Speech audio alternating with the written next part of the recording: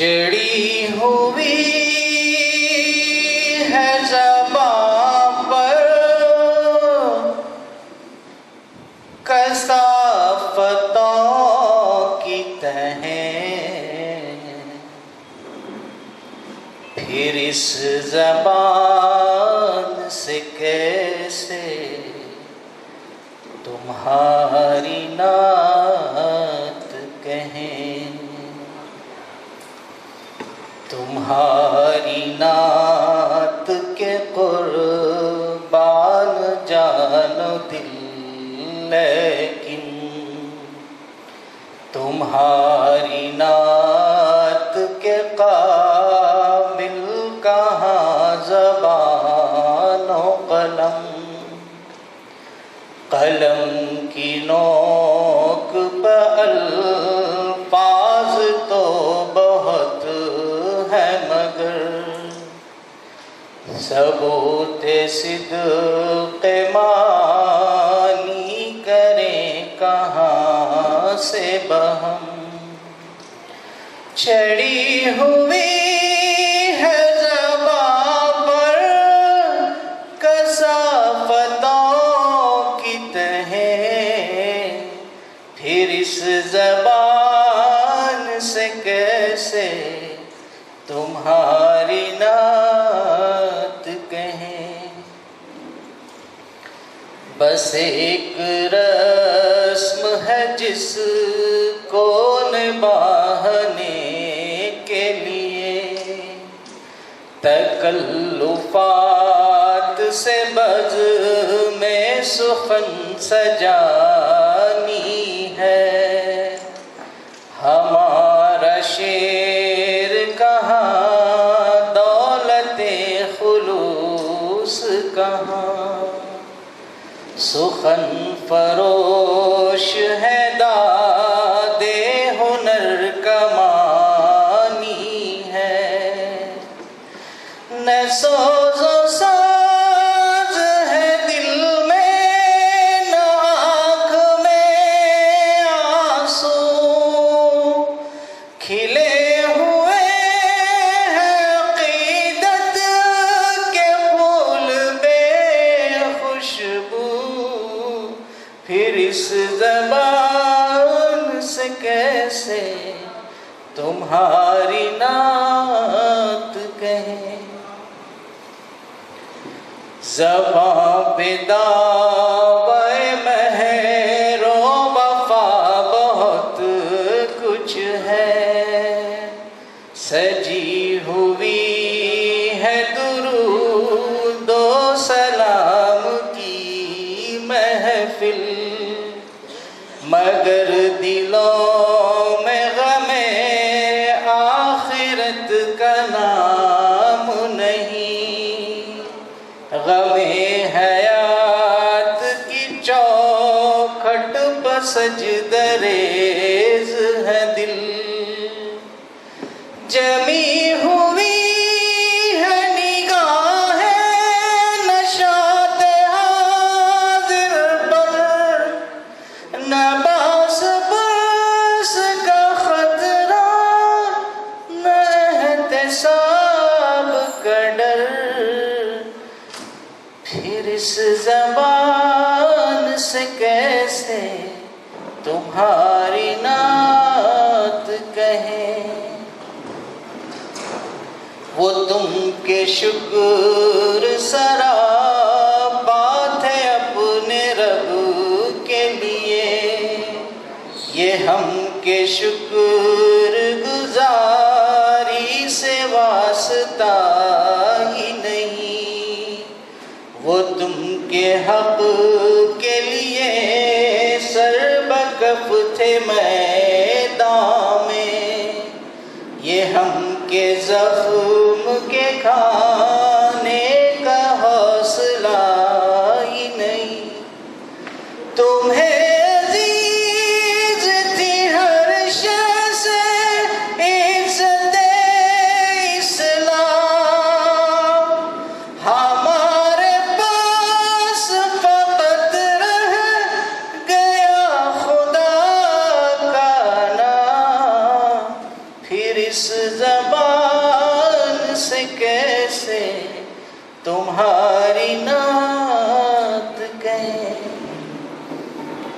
بتان قوم و وطن جن کو تم نے توڑا تھا، نئے سرے سے انہیں ہم نے پھر تراش لیا. کیا تھا تم نے اخوت کا جو محل تعمیر، اسے نفاق کی ضربت سے ہم نے توڑ دیا. ہماری ظلمت شب میں کہیں بھی نور نہیں، طلوع صبح کے آثار دور دور نہیں. پھر اس زبان سے کیسے تمہاری نعت کہیں. ہمیں تمہاری غلامی پہ فخر ہے، لیکن بھلا دیا کہ غلامی کا موضوع کیا ہے. وفا کو ایک تخیل بنا لیا ہم نے، ہمیں شعور نہیں مقصد وفا کیا ہے. طلب تصور منزل سے ہو چکی محروم، خود اپنی سمت سفر بھی ہمیں نہیں معلوم. پھر اس زبان سے کیسے تمہاری نعت کہیں. حضور پھر بھی یہ اشعار پیش خدمت ہیں، اگر چہد یہ ناچیز کم عیار سہی، برائے نام سے نسبت تو تم سے باقی ہے. ہزار دامن ایمان تار تار سہی، تمہارا نام ہے تسکین روح و جان بھی، تمہاری یاد سے ہوتا ہے دل جواں بھی. تمہاری یاد سے ہوتا ہے دل جواں بھی. چاہوں گا کہ نعتی کے بہت مشہور اشعار ہیں آپ کے سامنے گوشہ گزار کروں. وہ دانائے سبل ختم الرسل مولائے کل جس نے، غبار رہ کو بخشا فروغ وادی سینہ، نگاہ و عشق و مستی میں وہی اول وہی آخر، نگاہ و عشق و مستی میں وہی اول وہی آخر، وہی قرآن وہی فرقان وہی یاسین وہی طٰہٰ. تو الحمدللہ میں سمجھتا ہوں کہ واقعی نعت رسول سے آپ سبھی کا دل جواں ہوا ہوگا اور اللہ ہمیں اس کی توفیق دے. تو گویا میں اب ایک بار پھر ہمارے جو معزز مہمان آئے ان کی موجودگی میں ان کا استقبال کرنا چاہتا ہوں. یعنی جناب سینئر صحافی عزیز اللہ صاحب سرمست مرکزی رکن شورا کل ہند تعمیر ملت. تو گویا میں اس کے بعد میں ہمارے اپنے مہمانان کو دعوت سخن دینا چاہتا ہوں سب سے پہلے میں چاہوں گا کہ محترم جناب عبدالصبور صاحب جمعیت اہل حدیث سے درخواست کروں گا کہ وہ ہمارے ان جو ونرز ہیں اور پھر ان کے ساتھ جو پیرنٹس وغیرہ آئے ہیں ان کے سامنے سیرت رسول صلی اللہ علیہ وسلم کے حوالے سے آپ اپنے خیالات رکھیں تاکہ ہمیں آپ صلی اللہ علیہ وسلم کی سیرت ہمارے زندگی کے اندر آ جائے اور ہم آپ صلی اللہ علیہ وسلم کی سیرت کو اپنا کر دنیا اور آخرت کے اندر کامیاب ہو جائیں۔ محترم جناب عبدالصبور صاحب جمعیت اہل حدیث۔ السلام علیکم ورحمۃ اللہ وبرکاتہ۔ الحمدللہ رب العالمین والصلاة والسلام علی سید الانبیاء والمرسلین وعلی آلہ وصحبہ اجمعین، اما بعد۔ اعوذ باللہ من الشیطان الرجیم، بسم اللہ الرحمن الرحیم۔ لقد كان لكم في رسول الله أسوة حسنة رب اشرح لي صدري ويسر لي أمري واحلل عقدة من لساني يفقهوا قولي۔ اسٹیج پر جلوہ فروز لائق صد احترام علماء کرام، وحدت اسلامی کے ذمہ داران اور مختلف اسکول کے طلباء اور طالبات اور ان کے والدین،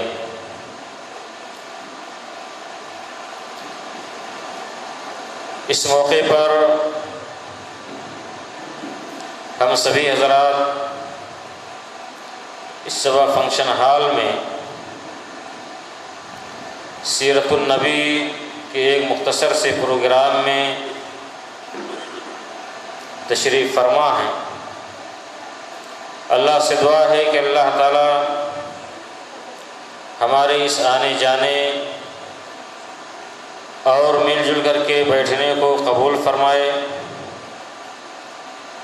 اور دنیا اور آخرت میں ہماری نجات کا، کامیابی کا ذریعہ اور سبب بنائے۔ عزیز بچوں، اللہ رب العالمین نے یوں تو حضرت آدم علیہ السلام سے لے کر نبوت اور رسالت کا جو سلسلہ شروع کیا وہ ہمارے آخری نبی جناب محمد رسول اللہ صلی اللہ علیہ وسلم پر آ کر کے اپنے اختتام پر پہنچا، اور اللہ رب العالمین نے آپ کے بعد نبوت اور رسالت کا سلسلہ بند فرما دیا۔ آپ صلی اللہ علیہ وسلم سے پہلے جتنے بھی انبیاء اور رسول اس دنیا کے اندر آئے وہ خاص کسی علاقے کے لیے، کسی بستی کے لیے، کسی قوم کے لیے ہوا کرتے تھے، لیکن آپ صلی اللہ علیہ وسلم کو اللہ رب العالمین نے ساری کائنات کے لیے رہنما اور راہبر بنا کر کے اس دنیا میں مبعوث فرمایا، اور اللہ تعالیٰ نے پورے قرآن حکیم کے اندر ہم انسانوں کو اور خصوصاً ہم مسلمانوں کو صرف اور صرف دو انبیاء کرام کے نقش قدم پر چلنے کا حکم دیا۔ پہلا، اللہ رب العالمین نے قرآن حکیم میں بیان فرمایا کہ قد كانت لكم اسوة حسنة في ابراہیم والذین معه، کہ حضرت ابراہیم علیہ السلام اور ان کے ساتھیوں کی زندگی میں تمہارے لیے اسوہ، اور دوسرے اللہ کے نبی صلی اللہ علیہ وسلم ہیں جن کے تعلق سے اللہ نے فرمایا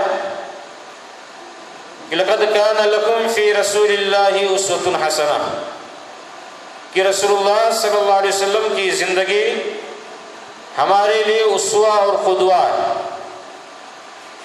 زندگی کا کوئی بھی گوشہ اور کوئی بھی مرحلہ ایسا نہیں ہے جہاں پر رسول اللہ صلی اللہ علیہ وسلم کے ذریعہ سے ہمیں رہنمائی نہ ملتی ہو۔ ہر میدان میں اللہ کے نبی صلی اللہ علیہ وسلم نے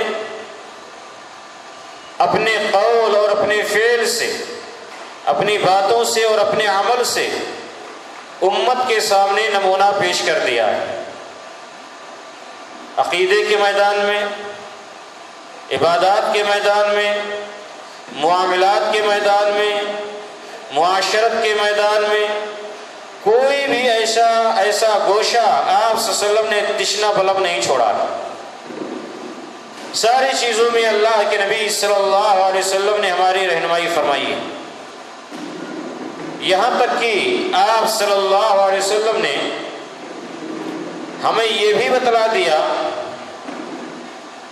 کہ ہمارے شب و روز کس طرح سے گزر ہونا چاہیے، کھانے پینے کے آداب کیا ہونے چاہیے، لباس کے آداب کیا ہونے چاہیے، یہاں تک کہ قضائے حاجت کے آداب اور طریقے بھی اللہ کے نبی صلی اللہ علیہ وسلم نے عملاً امت کے سامنے پیش کر دیا ہے۔ لہذا اس دنیا کے اندر اور آخرت میں اگر ہم کامیاب ہونا چاہتے ہیں تو آپ صلی اللہ علیہ وسلم کی اقتدا ہمیں ضرور کرنی پڑے گی۔ آج دنیا میں ہم مسلمانوں پر جو ذلت و رسوائی کے ادبار چھائے ہوئے ہیں، اس کے بہت سارے اسباب ہیں، لیکن اس میں سے ایک اہم سبب نبی صلی اللہ علیہ وسلم کی سیرت و کردار سے دوری، دین سے دوری، شریعت مطہرہ سے دوری۔ لہذا عزیز بچوں، ہمیں نبی صلی اللہ علیہ وسلم کی سیرت و کردار کو ہر میدان میں ہمیں اپنانے کی ضرورت ہے۔ اور اللہ کے نبی صلی اللہ علیہ وسلم نے بچوں کے تعلق سے بڑے ہی محتاط رہا کرتے تھے، کیونکہ بچوں کا ذہن ایسا ذہن ہوتا ہے جو دنیا کی بہت ساری خرافات سے پاک صاف ہوتا ہے، اور جو بچوں کے ذہن میں بچپن میں نقش کر دیا جائے وہ ساری زندگی محفوظ رہتا ہے۔ حضرت عبداللہ بن عباس رضی اللہ تعالیٰ عنہما آپ صلی اللہ علیہ وسلم کے چچا کے لڑکے، آپ کے چچیرے بھائی، وہ بیان فرماتے ہیں کہ ایک بار اللہ کے نبی صلی اللہ علیہ وسلم اپنی سواری سے کہیں جا رہے تھے کہ راستے میں حضرت عبداللہ سے ملاقات ہو گئی۔ حضرت عبداللہ کو آپ نے اپنی سواری کے پیچھے بٹھا لیا، اپنا ردیف بنا لیا۔ جب سواری پر بٹھا کر کے چلے تو اللہ کے نبی صلی اللہ علیہ وسلم نے فرمایا کہ یا غلام وَعَلِّمُكَ بِكَلِمَاتٍ، کہ بچے میں تمہیں کچھ باتیں سکھاتا ہوں، لہذا ان باتوں کو یاد کرو۔ اللہ کے نبی صلی اللہ علیہ وسلم بچے کو ساتھ بٹھایا، راستے میں چلے تو آپ خاموش نہیں رہے، بلکہ اس بچے کی آپ تربیت کر رہے ہیں اور اسے آپ سکھا رہے ہیں، اس وقت سے آپ فائدہ اٹھا رہے ہیں اور کہتے ہیں کہ بچے میں تمہیں کچھ چیزیں سکھاتا ہوں، لہذا تم اسے یاد رکھنا۔ پہلی بات اللہ کے نبی صلی اللہ علیہ وسلم نے فرمایا کہ اے بچے احفظ اللہ یحفظک، کہ تم اللہ رب العالمین کو یاد کرو، اللہ تعالیٰ تمہیں یاد رکھے گا۔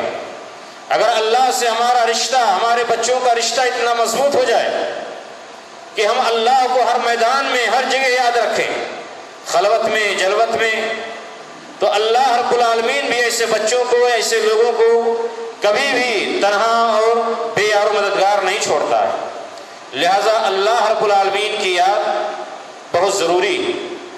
تو حضرت عبداللہ چھوٹے بچے تھے, اللہ کے نبی نے انہیں عقیدے کا درس دیا, اللہ کی معرفت, اللہ کی پہچان یاد دلا رہے کہ اللہ بہت بڑا ہے, تم ہمیشہ اس کو یاد رکھو, اور اللہ کو جب تم یاد رکھو گے اللہ تعالیٰ تمہیں یاد رکھے گا. قرآن حکیم میں عزیز بچوں اللہ رب العالمین نے فرمایا کہ فَاذْكُرُونِي أَذْكُرُكُمْ, کہ لوگوں تم مجھے یاد کرو میں تمہیں یاد کروں گا, تم میرا ذکر کرو میں تمہارا ذکر کروں گا. ہم دنیا میں زمین پر اللہ کا ذکر کرتے ہیں, اللہ رب العالمین آسمان پر عرش کے اوپر ملائے اعلیٰ میں مقدس فرشتوں کے درمیان ہمارا تذکرہ کرتا ہے. ہم دنیا میں اللہ کو یاد کرتے ہیں, اللہ آسمان پر ہم کو یاد کرتا ہے. لہذا اللہ رب العالمین کا ذکر, اللہ کو یاد کرنا زندگی کے ہر موڑ پر سیکھ لینا, اللہ رب العالمین کبھی بھی یار و مددگار نہیں چھوڑے گا. یہ تعلیم دی اللہ کے نبی نے حضرت عبداللہ کو, اور عبداللہ کے ذریعہ پوری امت کے بچوں. میرے بھائی اور عزیز بچوں, دوسری بات اللہ کے نبی نے فرمایا کہ تم اللہ رب العالمین کو مشکلات کے گھڑی میں یاد رکھنا. اللہ رب العالمین کو جب تم مشکلات کے گھڑی میں یاد رکھو گے تجدہ تجاہک, تو اللہ رب العالمین مشکلات کی گھڑی میں تم کو یاد رکھے گا. خوشحالی میں بھی اللہ کو یاد کرنا ہے, جب مشکل گھڑی زندگی میں آئے تب بھی اللہ کو یاد کرنا ہے. اللہ کو چھوڑ کر کے غیروں کو یاد کرنے سے کوئی فائدہ حاصل نہیں ہوگا. لہذا اللہ سے لو لگائیں گے, اللہ سے دعا کریں گے, اللہ سے فریاد کریں گے, تو اللہ رب العالمین مشکل گھڑی میں ہمارے کام آئے گا, اور اللہ رب العالمین کبھی بھی ہمیں بے سہارا نہیں چھوڑے گا. اس کی بہت سارے واقعات نبی صلی اللہ علیہ وسلم کے زندگی میں خود موجود ہیں کہ جب مکہ کے لوگوں نے نبی صلی اللہ علیہ وسلم کو ستایا, تکلیف پہنچائی, یہاں تک کہ آپ کے جان کے لالے پڑ گئے, آپ کے جان کے لالے پڑ گئے, آپ کو قتل کرنے کے لیے آپ کے گھر کو چاروں طرف سے گھیر لیا, تو اللہ کے رب العالمین نے اس موقع پر آپ کو اپنے گھر سے حفاظت کے ساتھ نکالا اور مکہ سے آپ کو مدینہ پہنچایا. مشکلات میں جب ہم اللہ کو یاد کرتے ہیں اللہ ہم کو یاد رکھتا ہے. حضرت ابراہیم کی پوری زندگی ہمارے لیے نمونہ ہے کہ ان کی قوم کے لوگوں نے انہیں آگ میں ڈال دیا, لیکن اللہ رب العالمین نے کیا کہا, یا نارو کونی بردوں وسلام علی ابراہیم, کہ آگ تو ابراہیم علیہ السلام کے لیے ٹھنڈی ہو جا, اور اللہ تعالیٰ نے جلانے کی خاصیت آگ سے ختم کر دی, اور وہ آگ ابراہیم علیہ السلام کے لیے گلزار بن گئی, سلامتی والی بن گئی. تو مشکلات کی گھڑی میں جب کبھی بھی ہم اللہ کو یاد کریں گے تو عزیز بچوں ہم اللہ کو اپنے سامنے پائیں گے, اپنی مدد کے لیے پائیں گے. یہ نبی صلی اللہ علیہ وسلم کی سیرت و کردار سے میں یہ درس ملتا ہے. اور اللہ کے نبی صلی اللہ علیہ وسلم نے حضرت عبداللہ کو ایک بات اور سکھلائی اور کہا کہ وَعْلَمْ, اے بیٹے اے بچے, یہ بات اچھی طرح سے اپنے ذہن نشین کر لو کہ لو اجتماعت الانس والجن علی ان ينفعوک, کہ دنیا کے تمام انسان اور تمام جنات سب مل کر کے تم کو فائدہ پہنچانا چاہیں تو صرف اتنا ہی پہنچا سکتے ہیں جتنا اللہ نے تمہاری مقدر میں تقدیر میں لکھ دیا. اور دنیا کے تمام انسان اور جنات مل کر کے تمہیں نقصان پہنچانا چاہیں تو صرف اتنا ہی پہنچا سکتے ہیں جتنا کہ اللہ تعالیٰ نے تمہاری تقدیر میں لکھ دیا ہے. اس سے زیادہ نہ کوئی نقصان پہنچا سکتا ہے, نہ اس سے زیادہ کوئی نفع پہنچا سکتا ہے. نفع اور نقصان کا مالک اللہ رب العالمین کی ذات ہے. لہذا یہ سوچ, یہ فکر اللہ کے نبی صلی اللہ علیہ وسلم نے ایک چھوٹے سے بچے کو دی. لہذا ہمیں چاہیے کہ ہمارے بچے ہمارے پاس اسکول میں یا گھر میں ماں باپ کے پاس ہیں, یہ ہماری بہت بڑی امانت اور ہماری بہت بڑی ذمہ داری ہے. بچوں کے عقیدے کی اصلاح, ان کی عبادات کی اصلاح, ان کی تعلیم کا بندوبست اور ان کی ضرورت زندگی کا انتظام یہ والدین کے لیے بہت ضروری ہے۔ لہذا عزیز بچوں، نبی صلی اللہ علیہ وسلم کے اسوہ اور قدوہ کو سیکھنا، آپ کے طریقے کو اپنانا دنیا اور آخرت میں کامیابی کا ضامن ہے۔ اسی طرح سے ہم دیکھیں گے کہ نبی صلی اللہ علیہ وسلم جب اس دنیا سے رخصت ہونے لگے تو آخری بات اماں عائشہ رضی اللہ تعالیٰ عنہ بیان فرماتی کہ اللہ کے نبی صلی اللہ علیہ وسلم کا سر میرے سینے سے لگا ہوا تھا اور آپ کے ہونٹ مبارک ہل رہے تھے، الفاظ ظاہر نہیں ہو رہے تھے، تو میں نے کان لگا کر کے سنا کہ آپ کی زبان مبارک سے کیا الفاظ نکل گئے۔ اللہ کے نبی صلی اللہ علیہ وسلم اپنے زندگی کے آخری لمحات میں، بالکل آخری وقت میں، جس چیز کی نصیحت ہم امتیوں کو کی، اماں عائشہ بیان فرماتی ہیں کہ آپ کہہ رہے تھے کہ الصلاۃ وما ملکت ایمانکم، کہ لوگوں نماز کا خیال رکھنا، نماز زندگی میں کبھی نہیں چھوڑنا، جب نماز کا وقت ہو جائے تو ہر چیز کو چھوڑ کر کے اللہ رب العالمین کی عبادت میں تم مصروف ہو جانا۔ لہذا آپ صلی اللہ علیہ وسلم نے اللہ سے اپنے رشتے کو جوڑنے کے لیے ہم کو نماز کی آخری تلقین کی۔ اور دوسری بات اماں عائشہ کہتی ہیں کہ آپ نے فرمایا وما ملکت ایمانکم، اور جو تمہارے ماتحت لوگ ہیں، ماتحت لوگ ان سے مراد نوکر بھی ہیں، غلام بھی ہیں، لیکن اکثر محدثین کہتے ہیں کہ اس سے مراد تمہارے ماتحت تمہاری بیویاں، تمہاری عورتیں۔ اللہ کے نبی صلی اللہ علیہ وسلم نے فرمایا کہ نماز کا خیال رکھنا، اپنی عورتوں کا، اپنی بیویوں کا خیال رکھنا۔ میرے بھائیوں اور دوستوں، اللہ کے نبی صلی اللہ علیہ وسلم نے اپنی بیٹیوں کے ساتھ، اپنی بہنوں کے ساتھ، اپنی عورتوں کے ساتھ ہمیں حسن سلوک کی آخری تعلیم دی۔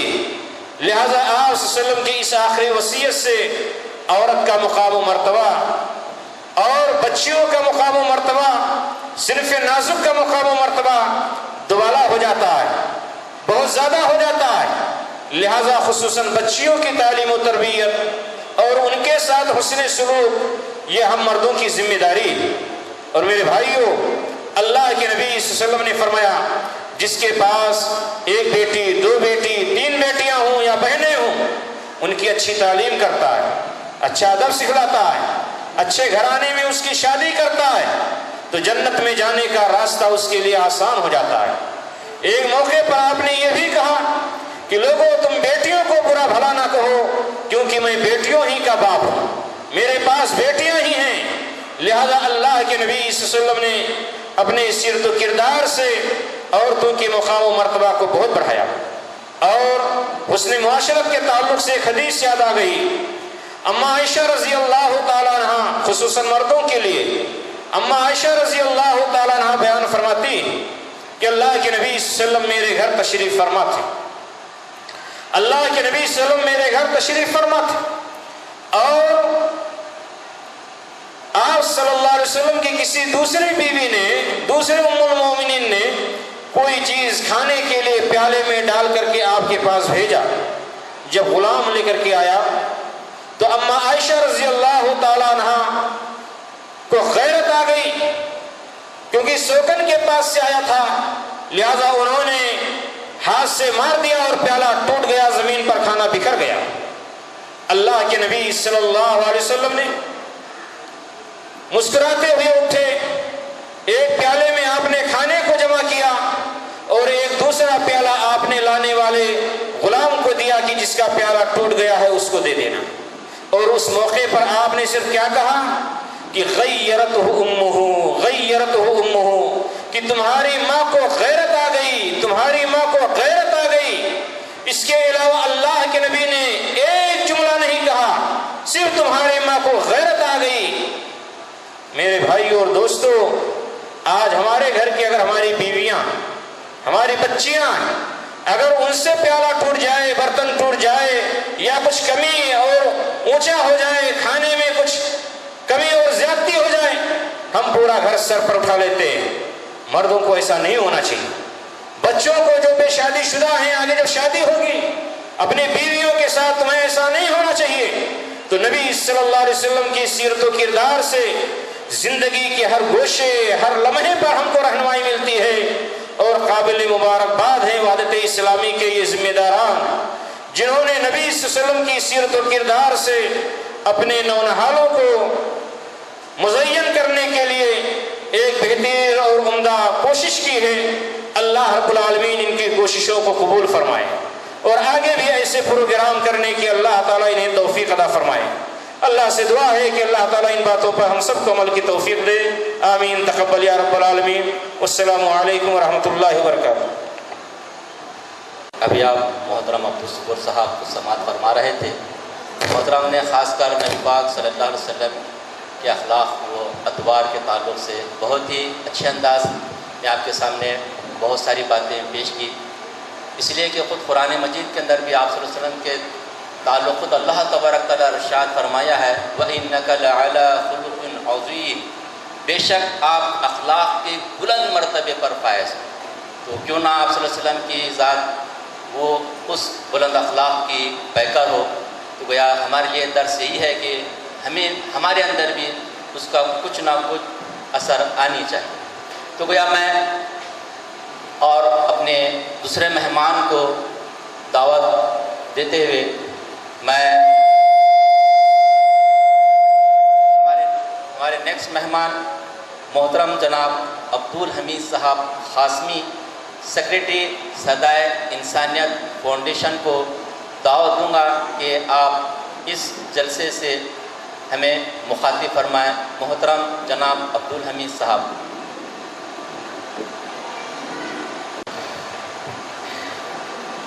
الحمد لله رب العالمين والعاقبة للمتقين والصلاة والسلام على رسوله الأمين، أما بعد، فقد قال الله تبارك وتعالى في كلامه المجيد وفي الفرقان الحميد: فأعوذ بالله من الشيطان الرجيم، بسم الله الرحمن الرحيم، ما آتاكم الرسول فخذوه وما نهاكم عنه فانتهوا۔ وقال نبينا عليه الصلاة والسلام: ما نحل والد ولده من نحل أفضل من أدب حسن، رواه الترمذي۔ صدق الله العظيم وصدق رسوله النبي الكريم۔ محترم و مکرم مہمانان کرام اور وحدت اسلامی گلبرگہ کے ذمہ داران و اراکین، یہاں پر تشریف لائے ہوئے طلباء کے والدین اور دیگر سامعین اعزام، السلام علیکم ورحمۃ اللہ وبرکاتہ۔ سب سے پہلے تو میں وحدت اسلامی گلبرگہ کے تمام ذمہ دار حضرات کو ان کی اس مخلصانہ کاوش پر مبارکباد دیتا ہوں کہ انہوں نے تقریباً 40 اسکلوں کے اندر سیرت النبی صلی اللہ علیہ وسلم کوئز پروگرام کا جو اہتمام کیا ہے وہ بڑا ہی قابل دید اور قابل داد ہے۔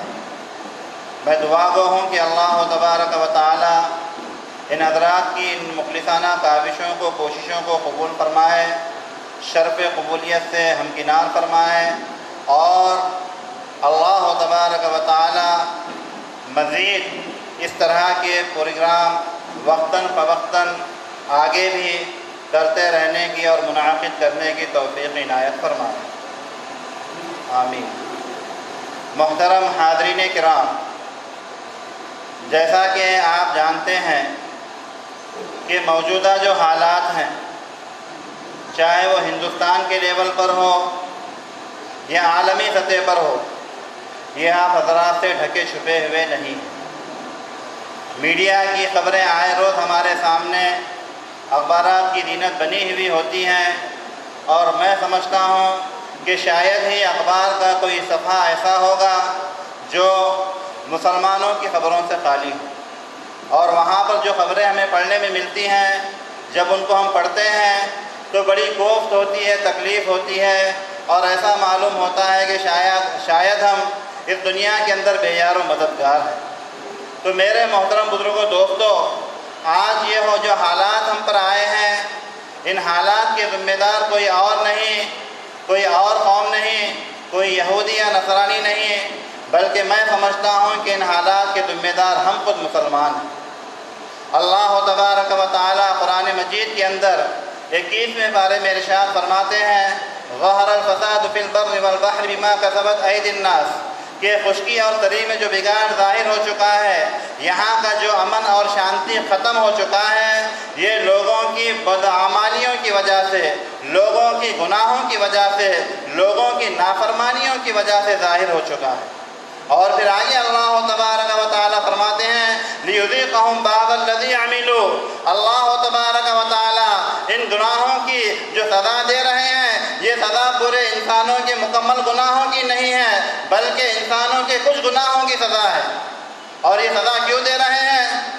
اس لیے دے رہے ہیں تاکہ انسان اللہ تبارک و تعالیٰ کی طرف سے پیدا کردہ ان حالات کو دیکھ کر اپنے گناہوں سے، اپنی بدعمالیوں سے، اپنی نافرمانیوں سے اپنے آپ کو روک لیں، اور وَلَعَلَّهُمْ إِلَيْهِ يَرْجِعُونَ، اور تاکہ وہ اللہ تبارک و تعالیٰ کی طرف رجوع ہو جائیں۔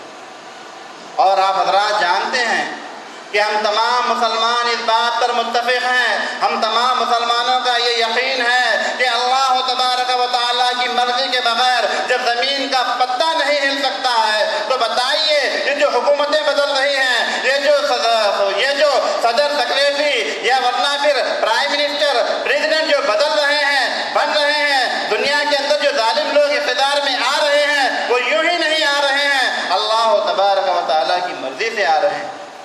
اور اللہ تبارک و تعالیٰ نے اس دنیا کو دارالاسباب بنایا ہے، جیسے ہمارے اعمال اوپر جائیں گے، جیسے ہمارے اعمال ہوں گے، اللہ تبارک و تعالیٰ اسی کے مطابق فیصلہ فرمائیں گے۔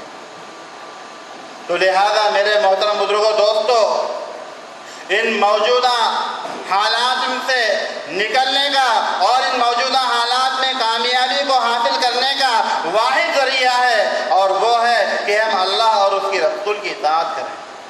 اللہ تبارک و تعالی 4 پارے کے اندر ارشاد فرما رہے ہیں، وَلَا تَهِنُوا وَلَا تَحْزَنُوا، اے مسلمانوں، اے مومنوں، تمہیں ڈرنے کی ضرورت نہیں ہے، غم کرنے کی ضرورت نہیں ہے، گھبرانے کی ضرورت نہیں ہے، وَأَنْتُمُ الْأَعْلَوْنَ إِن كُنتُم مُؤْمِنِينَ، یاد رکھو، خبردار ہو جاؤ کہ تم ہی سربلند رہو گے، دنیا کی حکومتیں تمہارے قدموں میں آ جائیں گی، دنیا کی ساری چیزیں تمہاری اطاعت اور فرما برداری کرنے پر مجبور ہو جائیں گی، شرط یہ ہے کہ تم سچے اور پکے اور مکمل ایمان والے بن جاؤ۔ تو میرے محترم بزرگوں، دوستو، مکمل ایمان والا بننے کے لیے اللہ تبارک و تعالی نے قرآن مجید کے اندر ارشاد فرمایا، قُلْ إِن كُنتُمْ تُحِبُّونَ اللَّهَ فَاتَّبِعُونِ يُحْبِبْكُمُ اللَّهُ، اے ایمان والو، اے مسلمانوں، اگر تمہارا یہ دعویٰ ہے، اگر تمہارا یہ کہنا ہے کہ ہم اللہ سے محبت کرتے ہیں، اگر تمہارا یہ دعویٰ ہے کہ ہم نبی کریم صلی اللہ علیہ وسلم کے سچے عاشق ہیں، تو اللہ تبارک و تعالیٰ فرما رہے ہیں، فَاتَّبِعُونِ، میری اطاعت کرو، میری پیروی کرو۔ کس کے ذریعے کہلوا رہے ہیں؟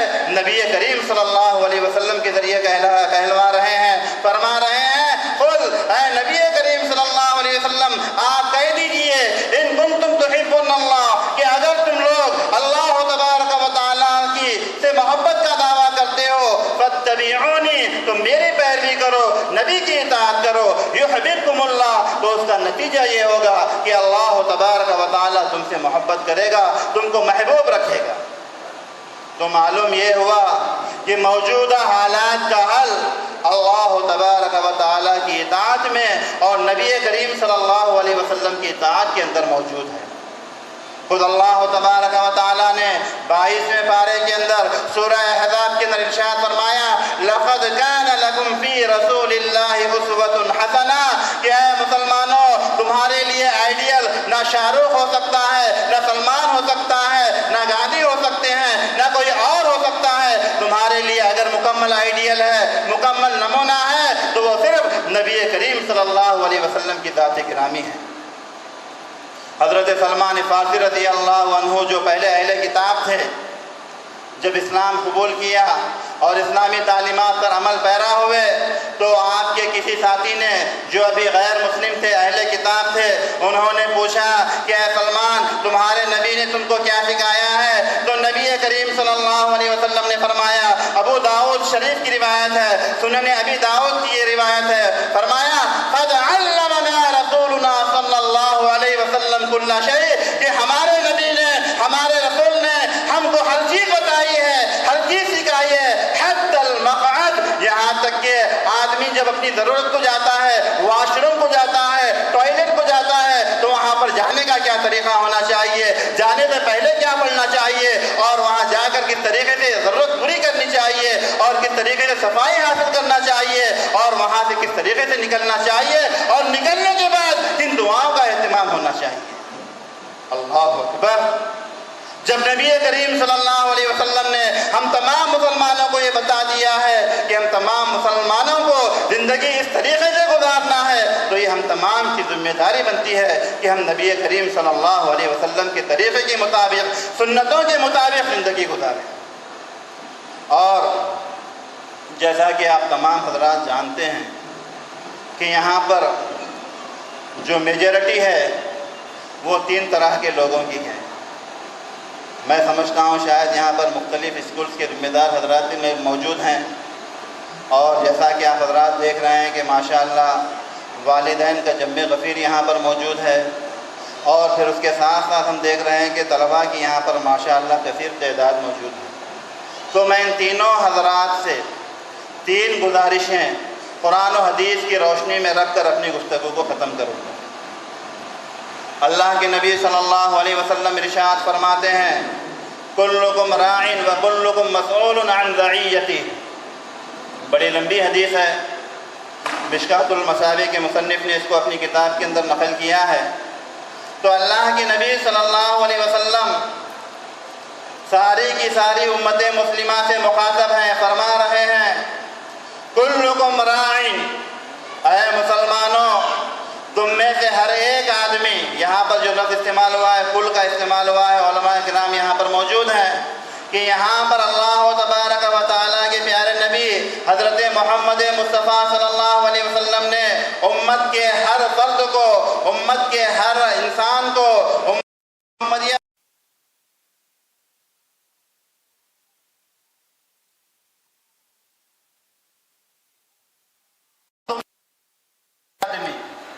راعی، نگران کار ہے، سپروائزر ہے، واچر ہے،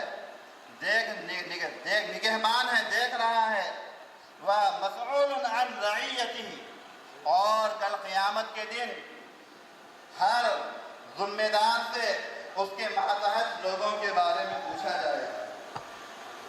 تو یہاں پر نبی کریم صلی اللہ علیہ وسلم ہر آدمی کو، چاہے وہ اسکول کا انتظامیہ ہو، چاہے وہ والدین ہو، چاہے وہ طلباء ہو، یا امت کے دوسرے طبقے سے تعلق رکھنے والے افراد ہوں، ان تمام سے یہ فرما رہے ہیں کہ دیکھو تم میں سے ہر ایک آدمی، تم میں سے ہر ایک فرد نگران کار ہے، تمہارے ذمے تمہارے ماتحت لوگوں کے بارے میں سوال کیا جائے گا۔ تو لہذا سب سے پہلے میں ان سے اسکول کے جو انتظامیہ ہیں، جو مینجمنٹس ہیں، ان سے میں گزارش کروں گا، ریکویسٹ کروں گا کہ جہاں پر بھی مسلم انتظامیہ کی نگرانی میں اسکولوں کا قیام عمل میں آ چکا ہے اور مسلم مینجمنٹ کی نگرانی میں اسکول چل رہے ہیں، ان تمام مینجمنٹ حضرات سے میری گزارش ہے کہ وہ اپنے نصاب کے اندر نبی کریم صلی اللہ علیہ وسلم کی سیرت طیبہ کے اوپر، اسلامی معلومات کی سبجیکٹ پر، اسلامی نالج کے نام سے ایک سبجیکٹ اپنے نصاب میں شامل فرمائے، اپنے سلیبس میں شامل فرمائے، تاکہ وہاں پر جتنے بھی بچے پڑھ رہے ہیں، جتنے بھی طالبات پڑھ رہی ہیں، جتنے بھی لوگ پڑھ رہے ہیں، ان تمام کی تربیت، ان تمام کی تعلیم اسلام کے نہج پر ہو سکے، اسلام کے طریقے پر ہو سکے، نبی کریم صلی اللہ علیہ وسلم کی بتائی ہوئی سنتوں کے مطابق ہو سکے۔ آج ہم دیکھ رہے ہیں، اخبارات میں پڑھ رہے ہیں، کیا آپ نہیں پڑھ رہے کہ ہماری ماں، ہماری بہنیں غیروں کے ہاتھ تھام رہی ہیں؟ کیا آپ نہیں دیکھ رہے ہیں کہ ہمارے جو نوجوان نسل ہے اپنے ماں باپ کی اطاعت کرنے سے، ان کی خدمت کرنے سے راہ فرار اختیار کر رہی ہے؟ یہ سارے کے سارے حالات جو آ رہے ہیں اس لیے آ رہے ہیں کہ جب یہ لوگ کولے تھے، جب یہ لوگ بچے تھے، جب یہ لوگ اپنی تربیت پا رہے تھے، اس دوران ان کی اسلامی تربیت نہیں ہوئی، ان کی اسلامی تعلیم نہیں ہوئی، جس کا نتیجہ یہ ہوا کہ یہ لوگ اسلام سے دور ہو گئے۔ میں خود ایک واقعہ اپنا بتاتا ہوں۔ جب میں پڑھ رہا تھا، 2007 کی بات ہے، جب میں 10th کا ایگزام لکھ رہا تھا، اس دوران ٹیوشن کے اندر ہائی اسکول کی ایک طالبہ سے میری ملاقات ہوئی، بات چیت ہوئی، تو اس طالبہ نے کہا کہ میں سینٹ جوزف اسکول میں پڑھتی ہوں۔ تو میں نے پوچھا کہ یہ جوزف کون ہے؟ تو اس لڑکی نے سمپلی کہا he was the father of Jesus, he was the father of Jesus. اس لڑکی نے یہ کہا کہ یہ جو جوزف ہیں یہ حضرت عیسیٰ علیہ السلام کے والد محترم ہیں، جبکہ اسلام کا یہ عقیدہ ہے، قرآن کا یہ کہنا ہے، حدیث کا یہ کہنا ہے، فرمان مصطفیٰ صلی اللہ علیہ وسلم یہ ہے کہ نبی کریم صلی اللہ علیہ وسلم حضرت عیسیٰ علیہ السلام بغیر باپ کے پیدا ہوئے۔ اللہ تبارک و تعالی قرآن مجید میں فرماتا ہے ان مثل عیسیٰ عند اللہ کمثل آدم، کہ اللہ تبارک و تعالیٰ کے یہاں حضرت عیسیٰ علیہ السلام کی مثال حضرت آدم علیہ السلام کی طرح ہے۔ جیسے حضرت آدم علیہ السلام بغیر باپ کے پیدا ہوئے، اسی طریقے سے حضرت عیسیٰ علیہ السلام بھی بغیر باپ کے پیدا ہوئے۔ جب میں نے یہ بات بتائی تو اس لڑکی کا سمپلی جواب تھا، جو الفاظ، جو جملے اس لڑکی نے کہے وہ میں آپ حضرات کے سامنے پیش کرتا ہوں۔ اس نے کہا I don't want to go through studies of Islam deeply، جس کا اگر میں اردو میں ترجمہ کروں تو یہ ہوگا، وہ لڑکی یہ کہہ رہی کہ مجھے اسلامی تعلیمات میں زیادہ گہرائی سے دلچسپی لینے کی ضرورت نہیں ہے اور میں دلچسپی لینا نہیں چاہتی۔ تو میرے محترم بزرگوں، دوستو، یہ لڑکیوں کا ہو یا لڑکوں کا معاملہ ہو، یہ جو حالات آ رہے ہیں اس وجہ سے آ رہے ہیں کہ جب یہ لوگ پڑھ رہے تھے اس دوران ان کی صحیح تعلیم، صحیح اسلامی تربیت نہیں ہو پائی، جس کی وجہ سے یہ لوگ غیر اسلامی طریقوں کو اپنانے سے نہیں ہچکچاتے ہیں۔ تو لہذا جتنے بھی اسکول کی انتظامیہ اور مینجمنٹ یہاں پر ہیں، میں ان سے گزارش کرتا ہوں کہ وہ اپنے اسکول کے نصاب کے اندر ایک سبجیکٹ ضرور اسلامی معلومات اور دینیات کا رکھیں۔ اور دوسری بات میں والدین سے یہ کہنا چاہوں گا، جو در حقیقت نبی کریم صلی اللہ علیہ وسلم کا فرمان عالی ہے، جو ترمذی شریف کی روایت ہے، اگرچہ کہ یہ سند کے اعتبار سے کسی قدر کمزور ہے، لیکن احادیث کے مفہوم سے، دوسرے احادیثوں سے اس مفہوم کی تقویت پہنچتی ہے۔ تو اللہ کے نبی صلی اللہ علیہ وسلم فرماتے ہیں ما نحل والد ولدہ، کہ کسی والد نے اپنی اولاد کو اچھی ادب سے بڑھ کر تربیت نہیں دی۔ تو والدین اپنے بچوں کو جو چیز بہترین تحفے کی شکل میں دے سکتے ہیں وہ اسلامی تعلیم اور اسلامی تربیت ہے۔ اور تیسری بات جو میں بچوں سے کہنا چاہوں گا وہ یہ ہے کہ جو بھی طلبہ اسکول میں پڑھ رہے ہیں، مکاتب میں پڑھ رہے ہیں، وہاں پر جو کچھ بھی نبی کریم صلی اللہ علیہ وسلم کی سیرت طیبہ کے نام پر جو کچھ بھی وہ مواد حاصل کر رہے ہیں، جو کچھ بھی جانکاری وہ حاصل کر رہے ہیں، وہ اس بات پر کی کوشش کریں کہ جو کچھ بھی وہ جان چکے ہیں اس پر عمل کریں، इंशाअल्लाह इन तमाम बातों पर अगर हम यहाँ पर मौजूद तमाम लोग अमल करेंगे तो मैं समझता हूँ कि जो हालात हमारे सामने हैं उन हालात के अंदर इंशाअल्लाह सुधार पैदा होगा और अल्लाह तबारक व तआला की मदद और अल्लाह तबारक व तआला का ताउन हमारे शामिल हाल रहेगा। बस मैं इन्हीं चंद बातों पर अपनी गुफ्तगू को ख़त्म करता हूँ और अल्लाह तबारक व तआला से दुआ करता हूँ कि अल्लाह तबारक व तआला हम तमाम अहबाब को, हम तमाम हज़रात को जो कुछ भी बातें यहाँ पर कही गई हैं, सुनी गई हैं, उन तमाम पर अमल करने की तौफ़ीक़ रफ़ीक़ इनायत फरमाए। आमीन। वमा अलैना इल्लल बलाग़। तो यह हमारे साथ इख्तियार किया जा रहा है। फिर यही बात जो अभी अब्दुल हमीद साहब ने इरशाद फरमाया कि अखलाक हमारे अंदर कैसी होनी चाहिए, तो क्या शायर कहता है कि आप सल्लल्लाहु अलैहि वसल्लम के जहाँ बुलंद व बाला अखलाक हैं उसके साथ हमारा क्या रमक मेरी ज़िंदगी में ना मिल सकी, मैं इसी में खुश हूँ कि शहर के दरो बाम को तो सजा दिया। तो गोया जहाँ पर हमें नबी पाक सल्लल्लाहु अलैहि वसल्लम की आमद पर ना सजे, लेकिन उससे कहीं ज़्यादा ये बात है कि गोया हमारे अखलाक सजे, हमारे किरदार सजे, हमारे अतवार सजे। अगर हम ये नहीं सजा कर सिर्फ बात को और अच्छे अंदाज से वाज़ेह करते हुए हमारे अपने सीनियर सहाफ़ी, हमारे अगले मुक़र्रिर मोहतरम की जानी मानी शख्सियत है, मैं उनसे अदबन गुजारिश करूँगा हमें समाअत करने का मौका इनायत फरमाएं। मोहतरम जनाब अज़ीज़ुल्लाह साहब सरमस। अस्सलामु अलैकुम रहमतुल्लाहि व बरकातहू। लेकिन उसके साथ साथ आपने जो तकारीर की और फिर ये उलमाए इकराम ने जो तकारीर की उसमें क्या फ़र्क है आपको ये एहसास करना चाहिए। ये इसीलिए रखा गया है कि इनकी तकारीर को कि हम सीरतुन नबी को समझें। हमने जिस तरह से तकारीर की उसमें और उलमा की तकारीर में क्या फ़र्क है, तो आपको भी इसी तरह अपने माशरे में, अपने मोहल्ले में तकारीर करनी होगी।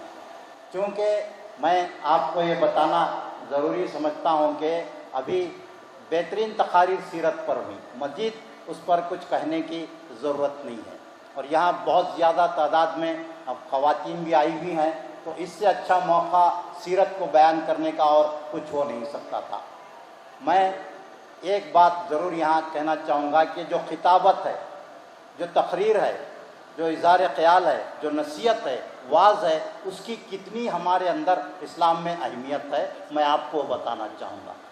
जुमा का खुतबा होता है, आप तमाम जुमा में शरीक होते हैं, तो जब खुतबा होता है तो नमाज पढ़ने का हुक्म नहीं है। नमाज तो फ़र्ज़ है, अभी आपने नमाज के बारे में सुना मौलाना से, लेकिन खुतबा जब होता है तो नमाज जैसी चीज़ से भी मना कर दिया गया। तो ये वाज़ और नसीहत की इतनी अहमियत है। अब जब तक हम वाज़ और नसीहत नहीं करेंगे, लोगों की इस्लाह कैसे होगी। तो आज हमारे मिंबरों से, हमारे जलसों से नसीहत की बातें, वाज़ की बातें होनी चाहिए ताकि लोग उससे इस्लाह हासिल करें। ये बहुत ज़रूरी है। चाहे मदरसों में भी ये सिलसिला होना चाहिए। मौलाना अब्दुल हमीद कासमी साहब ने बहुत अच्छी बात कही। मैं तो हम जिस स्कूल में पढ़ते थे, ख्वाजा स्कूल में, वहाँ प्रेयर में हदीस सुनाई जाती थी, कुरान मजीद का तर्जुमा सुनाया जाता था और वाक़यात बयान किए जाते थे। तो आज हम इस्लामी तालीम और तरबियत की तरफ मायल नहीं हैं। तो यही सबसे बड़ी हमारी ख़राबी है। और मैं तमाम वालिदैन से और जो यहाँ पे जिन्होंने सीरतुन नबी के तकरीर मुकाबले में हिस्सा लिए हैं, उन तमाम इनाम याफ्तागान से यही कहूँगा कि आप अच्छे मुखर्रिर बनने की कोशिश कीजिए। ये आज बहुत ज़रूरी है। इसकी हमको वाज़ और नसीहत करने वाले उलमा की ज़रूरत है, नौजवानों की ज़रूरत है, बहुत ज़रूरत है इसकी। आज हमारे माशरे में जो अखलाक ख़त्म हो गए हैं, उसकी वजह यही है कि हमको नहीं बताया जा रहा है कि अखलाक क्या है, आदाब क्या है, खाने पीने के आदाब क्या हैं। हम पूरी गैरों की तहजीब को अपना चुके हैं, हमें पता ही नहीं चल रहा कि उसके क्या असरात हमारे माशरे पर हो रहे हैं। तो ये ऐसे जलसों में बैठना बहुत ज़रूरी है। मुझे एक वाक़या मुख्तसरन कहना चाहूँगा कि जब हज़रत हुज़ूर अकरम सल्लल्लाहु अलैहि वसल्लम खिताब फरमा रहे थे तो हज़रत अब्दुल्ला बिन मसूद मस्जिद नबवी की तरफ आ रहे थे, तो सरकार ने बैठने के लिए कहा किसी को, तो تو یہ آواز جو ہے حضرت عبداللہ بن مسعود کے کان میں پڑی تو آپ راستے پر ہی بیٹھ گئے.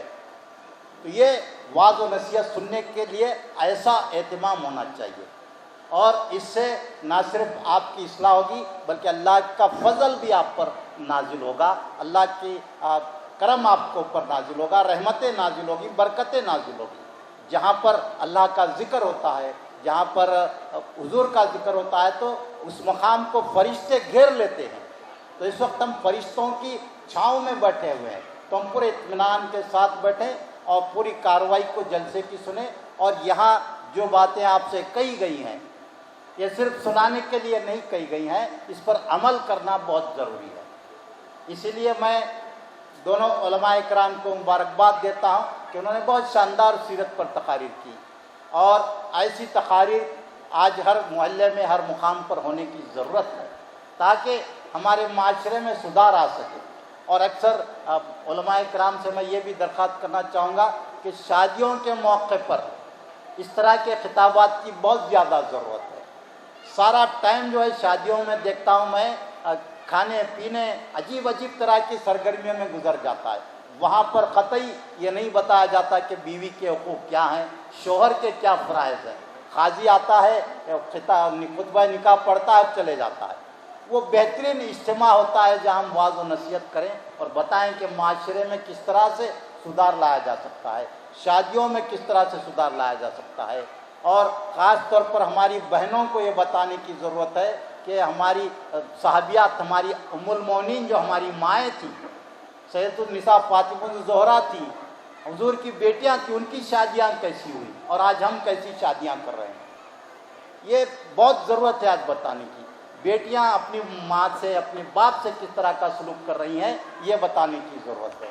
اس عنوانات پر بھی تحریری مقابلے ہونے چاہیے، صرف سیرت النبی پہ نہیں بلکہ ماں کے حقوق کیا ہیں، باپ کے حقوق کیا ہیں، سماج میں ہم کو کس طرح رہنا ہے.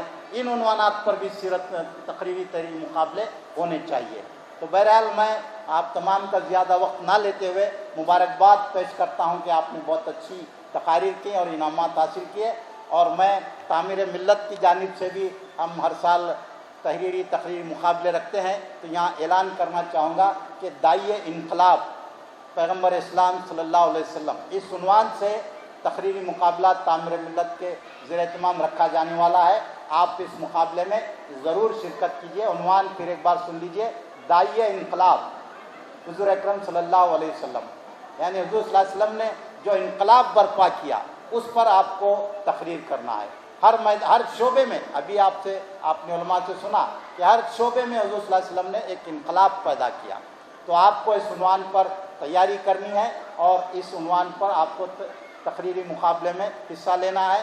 میں آخر میں وحدت اسلامی کے تمام ذمہ داران کو مبارکباد پیش کرتا ہوں، اور میں ذاتی طور پر اس تنظیم سے بہت متاثر ہوں اور میں چاہتا ہوں کہ اس تنظیم کا کام اور بڑھے. یہ تنظیم بہت اچھا کام کری اور خاص طور پر اسلام کی فکر کو عام کرنے کے لیے کام کر رہی ہے. یہ چند نوجوان اس تنظیم سے بے غرض بے لوث ہو کر جڑے ہوئے ہیں، اور کبھی آپ نے دیکھا نہیں کہ کہیں بھی کوئی شو ہوتا ہے ان کی طرف سے کوئی بھی اس کی پبلسٹی نہیں ہوتی. خاموش ایک انقلاب لانے کی کوشش کی جا رہی ہے. اور میری دعا ہے کہ اللہ تبارک و تعالیٰ ان کی کوششوں کو اور ثمرآور بنائے اور ایک بڑا انقلاب ہمارے معاشرے میں آئے. شکریہ. وآخر دعوانا ان الحمدللہ رب العالمین. جناب عزیز اللہ صاحب سرمست کو سماعت فرما رہے تھے. میں آپ کی گوشہ گزار کروں کہ اب ہمارا جلسہ یعنی اختتام کی طرف چل رہا ہے، اور ایک دوسری بات آپ کے لیے یہاں پر کچھ اور بھی کیا جلسہ طویل ہوتے جا رہا ہے، لیکن آپ اس سے تب یہ فکر کرنے کی گنجائش نہیں ہے، اس لیے کہ یہاں پر الحمدللہ کھانے کا نظم رکھا گیا ہے کہ گویا تقسیم انعامات کے بعد سبھی لوگوں کے لیے ونرز اور پیرنٹس ٹیچرز وغیرہ جو بھی ہیں ان کے لیے کام کا انتظام ہے. میں سمجھتا ہوں کہ وہ کام سے فارغ ہو کر الیاس مومن صاحب وہ آپ سے صدارتی خطاب فرمائے. خاتون نے تو ہم تیرے ہیں، یہ جہاں چیز ہے کیا لوح و قلم تیرے ہیں. اب آگ نہ جلنے پائے گی نمرود صفت عیاروں کی. اب آگ نہ جلنے پائے گی نمرود صفت یاروں کی ہم رحمت حق سے شعلوں کو گلزار بنا کر دم لیں گے۔ فرعون بنے جو پھرتے ہیں ڈھاتے ہیں ستم کمزوروں پر، ان سرکش و جابر لوگوں کو قدموں پر جھکا کر دم لیں گے۔ محترم جناب الیاس مومن صاحب، نقیب وحدت اسلامی ہند، کرناٹک و تلنگانہ۔ بسم اللہ الرحمن الرحیم، الحمد للہ وکفا وسلام علی عباد اللہ الذی اصطفیٰ، اما بعد، ونعوذ باللہ من الشیطان الرجیم، بسم اللہ الرحمن الرحیم، والصلاة والسلام علی انبیاء المرسلین وآلہ وصحبہ اجمعین الی یوم الدین۔ وقال اللہ تعالی فی القرآن المجید والفرقان الحمید، وما ارسلناک الا رحمۃ للعالمین۔ وقال اللہ تعالی وَلَقَدِ اسْتُهْزِئُوا بِرُسُلٍ مِّن قَبْلِكَ فَأَمْلَيْتُ لِلَّذِينَ كَفَرُوا ثُمَّ أَخَذْتُهُمْ فَكَيْفَ كَانَ عِقَابِ۔ صدق اللہ العلی العظیم۔ عزیز ترین حاضرین مجلس، امت کی بچیوں اور نوجوان بچوں اور ڈائس پر حاضر تمام قابل احترام علماء کرام اور ماں بہنوں جو یہاں پر حاضر ہیں، آپ سب کی خدمت میں سلام عرض کریں۔ السلام علیکم ورحمۃ اللہ وبرکاتہ۔ یہ بابرکت مجلس ہے، وہ مجلس جو نبی پاک صلی اللہ علیہ وسلم کے سیرت کے حوالے سے ہم جمع ہیں۔ اللہ سبحانہ و تعالیٰ نے قرآن مجید میں آپ صلی اللہ علیہ وسلم کے لیے ایک خاص آیت رکھی ہے، ان اللہ ملائکتہ یصلون علی النبی یا ایھا الذین آمنوا صلوا علیہ وسلموا تسلیما، اللہم صلی علی سیدنا۔ ہم اور آپ جانتے ہیں کہ نبی پاک صلی اللہ علیہ وسلم جس دور میں آپ تشریف لے آئے، ایک ایسا دور تھا کہ اس دور کے اندر، پورے دنیا کے اندر اس دور میں ہر طرف جہالت عام تھی، اور ایسی گھٹا ٹوپ جہالت تھی کہ اس کی چھوٹی سی شکل آج آپ کو اس ملک میں دیکھنے مل رہی ہے۔ اس کی ایک شکل آپ کو اس ملک میں دیکھنے مل رہی ہے۔ نو لا اینڈ آرڈر، پورے ملک کے اندر تباہی اور بربادی کے صورتحال آپ دیکھ رہے ہیں۔ اس طرح کی تباہی اور بربادی کے عالم اس زمانے میں تھا۔ خانہ کعبہ جو عرب کا ایک مرکز تھا، دنیا اس کو ایک دینی مرکز کے حیثیت سے ریکگنائز تھا، اس مرکز کے اندر تک بھی امن نہیں تھا سوائے خانہ کعبہ کے اطراف میں جو لوگ حرم میں پہنچ جاتے۔ اس کے علاوہ صرف 4 مہینے ڈکلیئرڈ تھے اس زمانے کے اندر، صرف 4 مہینے امن کے تھے جو ڈکلیئرڈ اور ریکگنائز تھے۔ اس زمانے کے اندر کوئی کسی کو نہیں لوٹتا، ورنہ جو قافلے نکلتے اس کے لیے ان کے لیے مشکل تھا کہ وہ طے کریں کہ اپنے گھر کو وہ حفاظت سے لوٹ پائیں۔ لوٹ لیے جاتے، ختم کر دیے جاتے۔ لوٹ پاٹ کا وہ زمانہ تھا۔ اس زمانے کے اندر کوئی سسٹم نہیں تھا، آج ایک سسٹم ہے، اس کے باوجود بھی ایک لوٹنے کا ایک دوسرا سسٹم ہے جو ہم اور آپ بخوبی اس کو فیس کر رہے ہیں، اس کو ہم آج فیس کر رہے ہیں۔ ایک طریقہ اس زمانے میں تھا، ایک طریقہ اس زمانے میں ہے۔ بات ذہن میں آتی کہ کیا وجہ ہے کہ ہر سال ہم یا جب بھی موقع ملتا ہے سیرت کے حوالے سے ہم پروگرام رکھتے ہیں۔ وجہ کیا ہے کہ نبی پاک صلی اللہ علیہ وسلم کی امتی ہیں ہم، اس زمین پر اللہ کی نبی پاک صلی اللہ علیہ وسلم کے نمائندے ہیں، آپ صلی اللہ علیہ وسلم کے لائے ہوئے دین کے ہم نمائندے ہیں۔ We are the representatives of prophet Muhammad صلی اللہ علیہ وسلم۔ آپ صلی اللہ علیہ وسلم کی سیرت کے حوالے سے وہ کیریکٹر، وہ اخلاق، وہ کردار اپنے اندر بیدار کرنے کے لیے، اس کو جگانے کے لیے، اس کو پالش کرنے کے لیے، اس کو نکھارنے کے لیے ہم اس سیرت کے پروگرام کی ترتیب دیتے ہیں۔ نبی پاک صلی اللہ علیہ وسلم، آپ پورے دنیا کے اندر ایک ایسے وقت میں انقلاب پیدا کیا آپ نے جس کے نتیجے میں دنیا کے اندر سویلائزیشن کا کنسیپٹ پیدا ہوا، سویلائز سوسائٹی کا کنسیپٹ دنیا میں پیدا ہوا۔ میں بتاتا چلوں آپ کو، جو یورپ جس کو دیکھ کر کے آج پوری دنیا مغلوب ہے، ویسٹرن یورپ کو دیکھ کر کے پوری دنیا ان کی سائنس اور ٹیکنالوجی کو دیکھ کر کے مغلوب ہے۔ ہمارے یہ نوجوان بچے، یہ بچیاں اس بات کو نہیں جانتی ہے کہ جو کچھ بھی آج ترقی ان کے پاس ہے سب ہماری دی ہوئی دین ہے۔ I am the student of technology. میرا تعارف ہوا ہے یہاں پر माफ़ करना, ये बात मैं इसके लिए नहीं कह रहा हूँ कि मैं नहीं चाहता था कि कोई मदारिस अरबिया से हम फारिग नहीं है। हम दुनिया के अंदर जो रायशुदा कॉन्वेंट स्कूल से पढ़ाई हुई और हमने इंजीनियरिंग की और उसके अंदर फिर रिसर्च के अंदर जाने का मौका मिला, यहाँ तक कि आज का जदीद तरीन जो दुनिया के अंदर नॉलेज है क्लाउड कंप्यूटिंग के नाम से, उसमें कुछ काम करने का अल्लाह ने मौका दिया है, उसका कुछ अल्लाह ने इल्म हमको अता किया है। मैं बताता चलूँ आपको कि कुरान की जो असल बुनियाद है, उस बुनियाद पर जो हमारे साइंसदानों ने जो किताबें लिखी, यूरोप ने जिसको चुराई, यूरोप ने जिसको उन्होंने चोर करके ले गए, जिसको वो लूट करके ले गए, उसी किताबों के यहाँ तक के नाम बदल दिए, यहाँ तक के साइंसदानों के नाम बदल दिए और सब कुछ बदल करके उन्होंने एक नई साइंस की तारीख लिखी, जिससे आज हम मगलूब हो गए और हम ये समझ रहे हैं कि उनकी तरक्की के जरिए से दुनिया तरक्की करेगी। Human minds gets explored time to time, मतलब क्या कि इंसान का दिमाग वक्त के साथ में तरक्की करता है। किसी ज़माने में पत्थर का व्हील था, पत्थर का एक पहिया बनाया गया था, आज प्लेन का पहिया है जिसके ज़रिए से हवा में परवास करते हैं। We do not invent the wheel again, हम दोबारा पीछे दौर में जा करके वापस पहिए नहीं बनाते पत्थर के, हम तरक्की करते आगे बढ़ते हैं। अल्लाह ने दिमाग दिया है, अल्लाह ने जहन दिया, उसका इस्तेमाल करते हम दुनिया में तरक्की करते हैं। नबी पाक सल्लल्लाहु अलैहि वसल्लम पर जो कुरान नाजिल अल्लाह ने फरमाया, वो एक उम्मुल किताब, आखिरी किताब, और वो किताब के बाद ज़मीन के ऊपर कोई किताब नहीं। वो अजीम किताब, वो ईशवानी है, वो अल्लाह का कलाम है, वो अल्लाह हमसे खिताब करता है। अल्लाह ने उसके अंदर हमको वो तमाम इल्म के जवाहिर उसमें अल्लाह ने दे दिए जिसके ज़रिए दुनिया ये तरक्की कर चुकी है। हम मगलूब है उस वेस्टर्न यूरोप से, मैं बात आपसे अर्ज़ कर रहा था। लेकिन आप जानते हैं इस बात को कि नबी पाक सल्लल्लाहु अलैहि वसल्लम तशरीफ़ ले आए, उस ज़माने के अंदर ये यूरोप की हालत क्या थी। एक बहुत बड़ा रोम के अंदर एक स्टेडियो है, उसके मैं तफसीलात में नहीं जा रहा हूँ। वहाँ के राजा बादशाह और वहाँ के अपर कास्ट, वहाँ के रूलर्स वहाँ बैठते थे और ग़ुलामों को डाल देते थे शेरों के आगे खाने के लिए, और वो इंसानों को, वो भूखे शेर उनको खा जाते थे, जिंदा निगल जाते थे, और ये दरिंदा सिफत इंसान बैठ करके उसकी लज्जत उठाता था। आज एक टर्म है जो इस्तेमाल होता है अक्सर हमारे यहाँ, we humans are social animal, ला हौल वला कुव्वता इल्ला बिल्लाहिल अलिय्यिल अज़ीम।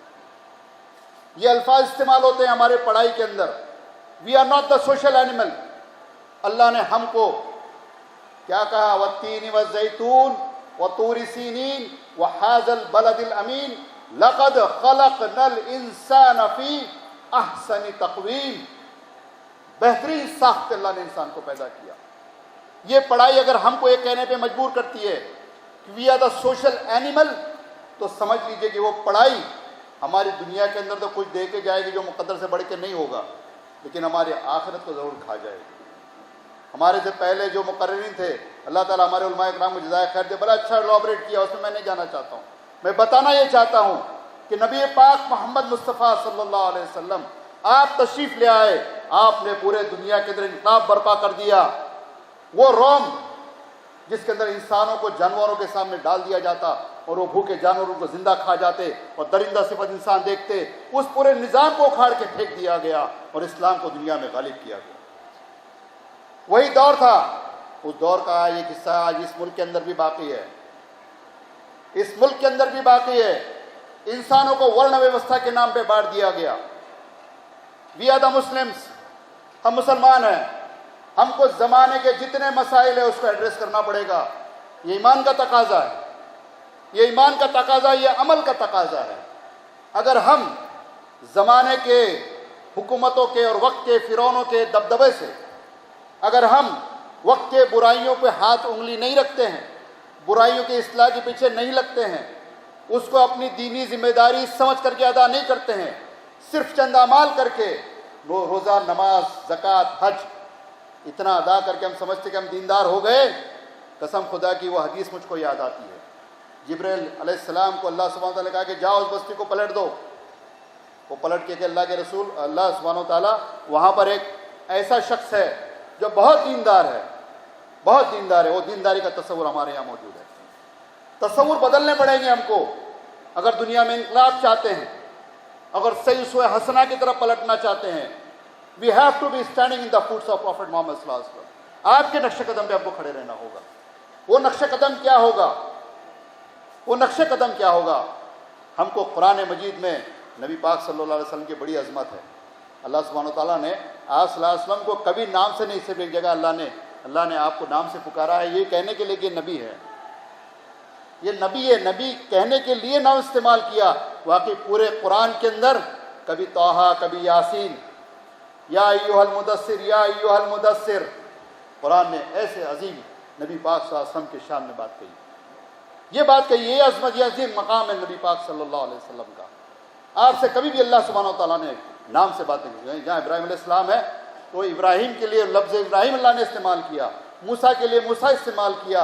इनके अमाल को देखिए आप, कभी जालिमों के सामने इन्होंने घुटने नहीं टेके, कभी उनके सामने सजदे नहीं किए, कभी उनको उन्होंने रिकॉग्नाइज नहीं किया। आम अल्फाजों में मैं कहना चाहूँगा, ये दीनदारी असल दीनदारी है।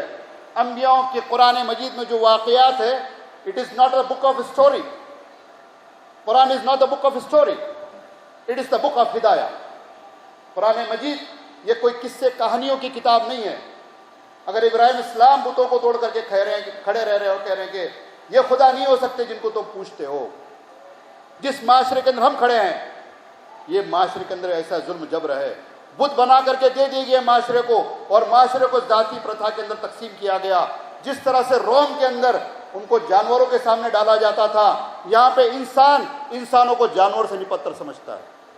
ये माशरा हमारा है। We did not address that, we are not willing to address it. ईमान के बाद अमल की तरफ हम जब दावत देते हैं, इसको एड्रेस करना होगा, ये हमारी दीनी जिम्मेदारी है। नबी पाक सल्लल्लाहु अलैहि वसल्लम, आप शासन का मकाम, आपकी अजमत, आपका मर्तबा, आपका लाया हुआ दीन, आपका रेवोल्यूशन पूरे समाज और पूरे इंसानियत तक पहुंचाने की जरूरत है। The people those who have been tortured, those who have been targeted, those have been maligned, those has been victimized, यहाँ की पूरी दलित और शूद्र समाज है। एक रास्ते के अंदर, ट्रेन के अंदर एक साहब मिल गए, उनसे बात हो रही थी। उन्होंने कहा कि सारे धर्म एक जैसे होते हैं। मैंने कहा, I am also student of all the books, I have read Bhagavad Gita, मैंने भगवद गीता पढ़ी है। मैंने उनसे कहा, बहुत अच्छे अंदाज में गुफ्तगू की, कुरान ने इस बात का हुक्म दिया है कि अल्लाह के दीन की तरफ बुलाओ हिकमत के साथ। मैंने कहा, I am the student of Bhagavad Gita as well, I have read it. मैंने कहा, I could not understand the difference. मैं ये चाह रहा हूँ कि समझूं कि इसमें फ़र्क कैसा हो सकता है। कुरान कहता है, कुरान क्या कहता है कि पूरे इंसान, जितने दुनिया के अंदर इंसान रहते हैं, ये सब एक माँ और एक बाप की औलाद है, आदम और हव्वा की औलाद है। और on the other hand Bhagavad Gita से क्या कह रहा है? भगवद गीता वो कह रहा है, what is Bhagavad Gita? Basically the Krishna who seems, who's been told as been called as a god, he talks to Arjun. Krishna Arjun से बात करते हैं और वो उससे कहते हैं कि तुमको अपने जो जंग लड़ रही है, वो भी उनके भाइयों की जंग थी आपस की, उसके अंदर तुमको कैसे रहना चाहिए। और उसमें वो मेंशन करते हैं, क्या मेंशन करते हैं कि इंसानों को 4 जाति प्रथा के अंदर तकसीम किया गया है। आई आस्क्ड दोज कपल्स, जो लोग सफ़र कर रहे थे, उनसे हमने पूछा कि कैसे पॉसिबल है, एक किताब जो अल्लाह की किताब है कुरान मजीद जिसको हम मानते हैं, वो कहती है कि सारे इंसान एक माँ बाप की औलाद है, और एक किताब ये कहती है कि इंसानों के अंदर जाति प्रथा है, कोई ऊंच है, कोई नीच है, कोई दलित है, कोई शूद्र है। ये कैसे कंपेयर होगा? उसके साथ यहाँ का जुल्म जबर और बर्बरियत आज तक कायम है, ख़त्म नहीं हुआ है। आज भी समाज के अंदर आप नहीं देखेंगे कि किसी ब्राह्मण के लड़की किसी दलित और शूद्र को दी गई हो। जाति प्रथा आज भी कायम है, वो अत्याचार, वो जुल्म जबर आज भी कायम है। सिर्फ इस्लाम को सामने रख करके, मुसलमानों को ये दिखा करके कि ये फॉरेन से आए हुए लोग हैं, इनका फॉरेन का दीन है, उन्होंने उनको मुत्तहिद करके, उनके अंदर इत्तेहाद पैदा करके आपको सामने ला करके आपके खिलाफ खड़े कर दिया। मैं पॉलिटिकल बात करना नहीं चाहता, लेकिन इनकलाब की बात कर रहा हूँ। I am not a politician, मुझको किसी से वोट नहीं मांगना है, ना वहदत इस्लामी किसी से वोट मांगने के लिए कहती है, ना किसी को वोट देने की बात करती है। हम तो अल्लाह के नबी सल्लल्लाहु अलैहि वसल्लम को वोट देने वाले लोग हैं, हर हाल में आपको वोट देने वाले लोग हैं। हम किसी को, हमारा वोट किसी के लिए नहीं है, ہمارا ووٹ ہمارے نبی کے لیے صلی اللہ علیہ وسلم، صرف انہی کے لیے ہمارا ووٹ ہے، اور کسی کے لیے ووٹ ہمارا نہیں۔ تو سماج کے اندر اللہ کے نبی صلی اللہ علیہ وسلم نے انقلاب پیدا کیا۔ ہماری بچیاں یہاں بیٹھی ہے، برائیوں کو میں بتاتا چلوں، late us compare and let us address those all wrong doings in the society. This is the time to address. مولانا محترم نے اچھی طرف بات توجہ دلائی کہ ہم ایڈریس نہیں کر پا رہے ہیں، اپنے عمل کو درست کریں گے، جیسے اعمال ہوں گے آپ کو جائیں گے ویسے فیصلے زمین پر آئیں گے۔ ہمارے عمال کو درست کرنا ہوگا ہم کو۔ کیسے درست کرنا ہوگا؟ یہ ہماری ننھی منی بچیاں بیٹھی ہیں، اللہ کے رسول صلی اللہ علیہ وسلم کی خدمت میں صحابی حاضر ہوتے ہیں، کہتے اللہ کے رسول ایمان لا چکے، کئی بچیاں ان کے زندگی کے اندر، وہ زمانہ ایسا تھا کہ اگر مکہ میں آپ جائیں گے تو مکہ کی طرف بچیوں کے قبریں ہیں جہاں پہ زندہ بچیوں کو دفن کیا جاتا تھا، زندہ بچیوں کو دفن کیا جاتا تھا۔ ایک باپ صحابی ایمان لائے کہ اللہ کے رسول میری بچی تھی، مجھ سے بہت محبت کرتی تھی، ایک دن میں اپنے گھر آیا، کہا اس کی اماں سے کہ اس کو تیار کر دو، نہلاؤ دھلاؤ، اچھے کپڑے پہناؤ، پہنا دیا گیا اس کو۔ اس کے بعد لے چلا، زمانے کا رواج تھا، رسم تھا، جیسے آج رواج و رسم ہے، جتنے سونوگرافی کے سینٹرز ہیں جا کر کے دیکھیے، یہی عمل ہے، شکل بدل گئی ہے۔ We are not addressing it, we are the victims. ہم اس کا ایڈریس نہیں کر پا رہے ہیں۔ نہلا دھلایا، اس کو لے چلے، وہ بچی پیچھے چلتی، اس کے ابو آگے چلتے، کہتے ابا کہاں جا رہے ہیں؟ کہ بیٹا چلو چلتے رہو، ہم گھومنے جا رہے ہیں، لے جاتے ہیں، قبر کھودتے رہتے ہیں، مٹی باپ کے کپڑوں پہ اڑتی ہے، وہ بچی اس کو صاف کرتی ہے، اس کو صاف کرتی ہے، ابو کے میرے ابو کے کپڑے خراب ہو گئے، اس کو صاف کر رہی، اور وہ کرتے رہ رہی ہے یہاں تک کہ گڈھا پورا ہو گیا کھودنا۔ اس کے بعد ابو نے اپنے بچی کو اٹھایا، اس گڈھے میں ڈال دیا، اوپر سے مٹی ڈھکیل دی۔ کس سماج کے اندر ہم جی رہے ہیں؟ آج وہ بچی کل اللہ کے سامنے پوچھے گی، اللہ بتا میرا قصور کیا تھا کہ مجھ کو دفنایا گیا۔ آج ہم کیا ایڈریس کر پا رہے ہیں؟ Are we saying that the sonographic centers which are dictating the sexuality of the child should be closed off? کیا ہم نے کبھی حکومت کو میمورنڈم دیا؟ کبھی حکومت کے سامنے ہم کھڑے رہے؟ آج کہنے کا موقع دیجیے آپ۔ عمل کو درست کرنے کی بات ہے۔ We are confused۔ عمل اوپر جائیں گے، کون سے عمل جائیں گے؟ یہ خاموش ہماری جائے گی اوپر، اللہ کے فیصلے صادر ہوں گے۔ اللہ اپنی امتیوں کو کبھی اللہ ناراض نہیں کرتے، کبھی مایوس نہیں کرتے اللہ سبحانہ و تعالیٰ۔ اللہ محبت کرتے ہیں ہم سے، اللہ ہم سے محبت کرنے والے، اللہ ہم سے محبت کرتے ہیں، یہ اپنے ایمان والوں سے اللہ محبت کرتے ہیں۔ میں بتاتا چلوں آپ کو کہ نبی پاک صلی اللہ علیہ وسلم کی محبت ہمارے یہاں دلوں میں ہے، ہماری ان کی محبت ہمارے دلوں میں ہے جس کو دنیا چھین نہیں سکتی۔ اور آج وہ مقام آ گیا، ایک نبی انقلاب تھے، آج ان کے انقلاب کو ہم پیش نہیں کر سکے۔ آج کے ظالم اور جابر اور جاہل زمانے کے فرعون، زمانے کے فرعون صفت لوگ، ابو جہل، ابو لہب جیسے لوگ آج نبی پاک صلی اللہ علیہ وسلم پہ انگلیاں اٹھا رہے ہیں، آپ کے شان میں گستاخی کرنے کا جسارت کر پا رہے ہیں۔ کیسے ممکن ہو پایا ہے؟ حدیث میرے ذہن میں آئی وہ کہ اللہ کے رسول صلی اللہ علیہ وسلم نے، مسلم شریف کی حدیث ہے، ابو ہریرہ راوی ہے اس کے، اللہ کے رسول نے فرمایا، جس کی وہ حدیث میں اپنے الفاظ سے بیان کر رہا ہوں، الفاظ اس کے، اللہ کے رسول نے فرمایا کہ آخر زمانے کے اندر وہ ایسے لوگ ہوں گے، وہ ایسی محبت کریں گے جسے پہلے والے کرتے تھے، یہاں تک کہ وہ اپنی دنیا کے مال و متاع سب کچھ لٹا کر کے وہ ان کے اندر دلوں میں محبت ہو کہ ایک مرتبہ وہ میرا دیدار کر لے، ایک مرتبہ وہ میرا دیدار کر لے، یہ ان کے دلوں میں بات ہو۔ اس کے اوپر ایک واقعہ یاد آیا، یہ واقعہ بڑے خواہش اور تمنا اہل ایمان کے یہاں ہوتی ہے، بڑے وظائف اور علماء اکرام نے اس کا تذکرے کیے ہیں کہ کس طرح سے نبی کریم صلی اللہ علیہ وسلم کی اگر آپ کو زیارت کرنا ہے خواب میں، کتنے اذکار رات میں پڑھنے ہیں، سونے سے پہلے، سونے کے بعد، دن میں، اس کے اذکار بھی کچھ پڑھائے جاتے ہیں، بتائے جاتے ہیں۔ میں اس کے ڈیٹیل میں نہیں جا رہا ہوں، صحیح کیا غلط کیا ہے، جو ہمارے یہاں رائے شدہ باتیں ہیں میں بتا رہا ہوں، لیکن میں بتانا چاہتا ہوں کہ ایک بڑا واقعہ ہے جو آپ کے سامنے پیش کرنا ہے۔ ایک زمانہ گزر گیا، علامہ اقبال حیات تھے، اس زمانے کے اندر شاطمان رسول پیدا ہو گئے جو نبی پاک صلی اللہ علیہ وسلم کے شان میں گستاخی کرنے پہ پیدا ہوئے۔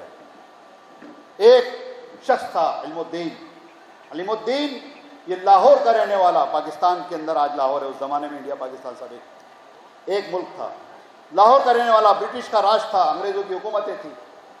اس وقت میں آزادی کے جنگ کے نام پر، آزادی کی جنگ کسی اور کو آزادی مل رہی تھی اور مسلمانوں کو پوری طرح سے غلامی کے اندر باندھا جا رہا تھا، اور اسی آزادی کے اندر مسلمانوں کو ڈیمورلائز کرنے کے لیے اور نبی پاک صلی اللہ علیہ وسلم کے شان میں گستاخی کا ایک سلسلہ شروع ہوا۔ اور یہ کیوں کیا جاتا ہے؟ نبی انقلاب اور آپ کے خلاف گستاخی کیوں کی جاتی ہے؟ How does they dare to do it? What is the reason behind it? وہ کرنا چاہتے کہ آپ کے دلوں سے نبی پاک صلی اللہ علیہ وسلم کو محبت کو ختم کر دیا. They are checking you. وہ آپ کو ٹیسٹیفائی کر رہے ہیں. جس دن آپ کے اندر نبی پاک صلی اللہ علیہ وسلم کے محبت کی تقاضوں ختم ہو گئے, جب انہوں نے ٹیسٹ کر لیا آپ کو, اس کے بعد آپ کے آخری گنتی شروع ہو جائے گی اس ملک کے اندر بھی. وہ طریقہ انہوں نے اڈاپٹ اس زمانے میں بھی کیا تھا. اور اس وقت میں راجپال کے نام سے ایک شخص تھا, جو زمانے کے اندر جو سنگھٹنائیں بنی تھی, اس کا ایک آدمی تھا راجپال. اس نے ایک کتاب لکھا رنگیلا رسول کے نام سے صلی اللہ علیہ وسلم. الفاظ کہنے کے لیے دل دکھتا ہے, لیکن کچھ تاریخ بتانے کے لیے میں کہہ رہا ہوں. نبی پاک صلی اللہ علیہ وسلم کے شان کے اندر وہ الفاظ جو ہم استعمال نہیں کرتے, جو کافر اور ایک کافر یا ایک مشرک استعمال کر سکتا ہے, ہم نہیں کر سکتے. کتاب لکھ آپ کی گستاخی کی. وہاں پر علم الدین نام کا ایک بڑائی کا بیٹا تھا. ایک پوری لہر چل رہی تھی, بے چین ہو گیا, بے تاب ہو گیا, کہا میرے نبی کی شان میں گستاخی کوئی کرے میں برداشت نہیں کر سکتا ہوں. وہ ڈھونڈنے نکل گیا لاہور شہر کے اندر اس راجپال کو. اس کے علاقے میں بیٹھا تھا اپنی چوکڑی کے اوپر, جا کر کے خنجر لیا. اس سے پہلے کہ وہ سمجھ پاتا اس کے ارادے, جا کر کے اس کو جہنم رسید کر دیا. اس کافر کو پکڑ لیا گیا, اس کو اریسٹ کر لیا انگریزی حکومت نے. اس کو سزا سنا دی گئی. اس وقت میں جناح ایک بہت بڑے ایڈوکیٹ ہوا کرتے تھے, انہوں نے کیس لڑا اس کا. میں بتا رہا تھا کہ نبی کریم صلی اللہ علیہ وسلم کی زیارت کے تعلق سے جو حدیث ہے, اس کے پس منظر میں یہ بات بتا رہا ہوں میں آپ. جب وہ جیل میں تھا, اس کو جیل میں ڈال دیا گیا. اس سے کہا جا رہا تھا کہ تم ایک ہی کام کرنا, کہ تم اپنے اس کرائم سے انکار کر دینا. ہوتا نا کہ بھائی کیا آپ کو یہ جرم قبول ہے, تو جج کے سامنے کہتا ہے انسان کہ بھائی اس کو قبول نہیں کرتا ہوں. یہ کہنے کے لیے کہا جا رہا تھا. جو لوگ گئے تھے انہوں نے کہا صاحب لوگ سن لیجئے, مستقل آ رہے تھے, کہا صاحب لوگ سن لیجئے, جس دن سے میرے اس نبی کے دشمن کو جہنم رسید کیا ہوں, روز نبی کریم صلی اللہ علیہ وسلم کی خواب میں زیارت کرتا ہوں. میرے نبی یہاں رہتے ہیں. اور ایک واقعہ سناتا چلو میں آپ کو. ایک زمانے میں بڑا شرابی گزرا ہے, بہت بڑا شرابی گزرا ہے, اور وہ شاعر بھی تھا. وہ شرابی تھا, شاعر تھا, گیا گزرا مسلمان تھا. اور ایسا مسلمان تھا کہ کبھی کبھی اڑ پٹانگ شاعری کر دیتا, اور اتنا تکبر تھا اپنی شاعری کے اوپر کہ کسی اور کو برداشت نہیں کرتا تھا. وہ کوئی اس کے آگے نکلنے جائے تو اس کی وہ تصدیق کر دے. ایسے ہی کرتے کرتے بڑا تکبر میں تھا. ایک دن شراب پیتا بیٹھا تھا, میں مختصر کر رہا ہوں واقعات کو.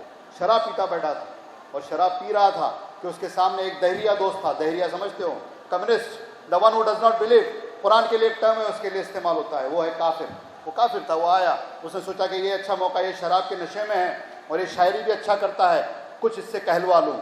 اس نے اس کا نام لیا, فلاں کا نام لیا, فلاں کا نام لیتا رہا اور لیتا رہا. اس نے ان کے اوپر اس نے شعار کس دیے, تنقید کر دی, ان کی ہوا اکھڑوا دی, اور یہاں تک اس نے کہا کہ یہ فلاں تو پروفٹ محمد کے سالوں سے کیا کہتا ہے. جیسے اس نے یہ بات کہی, وہ شراب میں لت تھا, ہاتھ میں پیالہ اس کے سامنے شراب رکھی, جیسے محمد صلی اللہ علیہ وسلم کا نام لیا, گئے گزر مسلمان, اس نے اٹھایا اور اس پورے میز کو پلٹ دی, اس پیالوں کو پھینک کے مارا, اس کی جان کے قتل کے پیچھے پڑا اور کہنے لگا کہ ایک آخری سہارا میرے محمد صلی اللہ علیہ وسلم کی محبت کا چنگاری میرے دل میں ہے, ایک کافر کا تو اس کو بھی چھیننا چاہتا ہے. ہمارے محبت کے تقاضے ہیں, ہم برداشت نہیں کر سکتے اس کو. میں ایک واقعہ سیرت کے حوالے سے بتاتا چلوں. ہمارے یہاں سیرت کے حوالے سے واقعات عام فہم بہت ہے, لیکن specifically with respect to the all the issues, burning issues in the society, اس کے اوپر مشکل سے وہ ہمارے سامنے آتے ہیں. مدینہ کے اندر اللہ کے رسول صلی اللہ علیہ وسلم ہے, جنگ عہد ہو چکی, جنگ عہد ہو گئی, مسلمانوں کو شکست ملی, 70 سے 119 صحابہ کی تعداد ملتی ہے جو شہادت پا گئی. اور ایسے موقع پر تمام مشرکین اور یہود اور نصارہ اس زمانے میں جتنے تھے, خاص کر یہودی, ان کے حوصلے بلند ہو گئے. ایک یہودن عورت تھی جو نبی پاک صلی اللہ علیہ وسلم کے شان میں گستاخی کیا کرتی تھی. جب اللہ کے رسول صلی اللہ علیہ وسلم کی خدمت میں وہ صحابی نابینا بیٹھے تھے, جب یہ واقعہ سامنے آئے وہ بے چین ہو گئے, نابینا تھے, آنکھیں نہیں تھی ان کو. انہوں نے کوئی ذریعہ اپنایا اور اس خاتون کے گھر تک پہنچے, ایک رات پہنچ کر کے اس کا قتل کر دیا, اور نبی کریم صلی اللہ علیہ وسلم کی خدمت میں حاضر ہو کے کہا, اللہ کے رسول, جو آپ کے شان میں گستاخی کرتی تھی اس کو میں نے جہنم نصیب کیا. اللہ کے رسول صلی اللہ علیہ وسلم نے ان کو 2 القاب دیے, ایک نظر والا اور ایک ضمیر والا. ایسے دو عربی کے الفاظ ہیں، اس الفاظوں کے ساتھ میں اللہ کے رسول صلی اللہ علیہ وسلم نے کہا کہ یہ نہ آنکھ نہ ہوتے ہوئے بھی آنکھ والا ہے، یہ آنکھ نہ ہوتے ہوئے بھی آنکھ والا ہے۔ یہ اللہ کے رسول صلی اللہ علیہ وسلم کی شان، آپ صلی اللہ علیہ وسلم کی شان کو ڈیفینڈ کرنا ہوگا آج کے وقت میں اس کے لیے کہہ رہا ہوں کہ نبی پاک صلی اللہ علیہ وسلم کے تعلق سے آج زمانے کے اندر ایک لہر اٹھ گئی ہے اور آج صلی اللہ علیہ وسلم کے خلاف کھڑے ہیں لوگ، اور یہ امت کے اوپر ایک آزمائش اللہ کی طرف سے، آزمائش اللہ کی طرف سے۔ اللہ دیکھنا چاہتے ہیں، اللہ کی ذات کن فیکن ہے، اللہ تعالیٰ کہتے وہ ہو جاتا ہے، اللہ جو کہتے وہ ہو جاتا ہے، لیکن اللہ نے ہم کو کیوں رکھا ہے یہاں پر؟ تاکہ ہمارے عمل کو دیکھیں کہ ہم کیا عمل کرتے ہیں ایسے حالات میں، ان حالات میں ہمارا عمل کیا ہوتا ہے، یہ اللہ دیکھنا چاہتے ہیں۔ کیونکہ نبی صلی اللہ علیہ وسلم کی ذات برحق آپ کی حقانیت کی شہادت کافر بھی دیتے رہے ہیں۔ ایک دو واقعات میں آپ کے سامنے رکھوں۔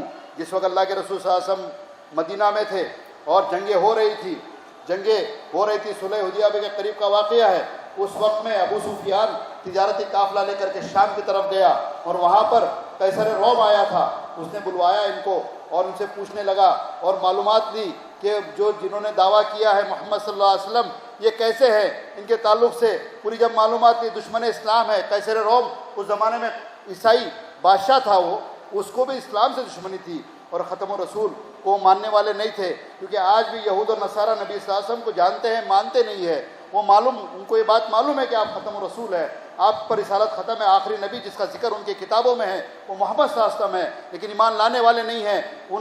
اس نے بلا کر کے ابو سفیان سے ساری باتیں پوچھی، تفصیلات میں نہیں جا رہا ہوں، اور آخر میں اس نے ایک بات کہی کہ یہ لوگوں سن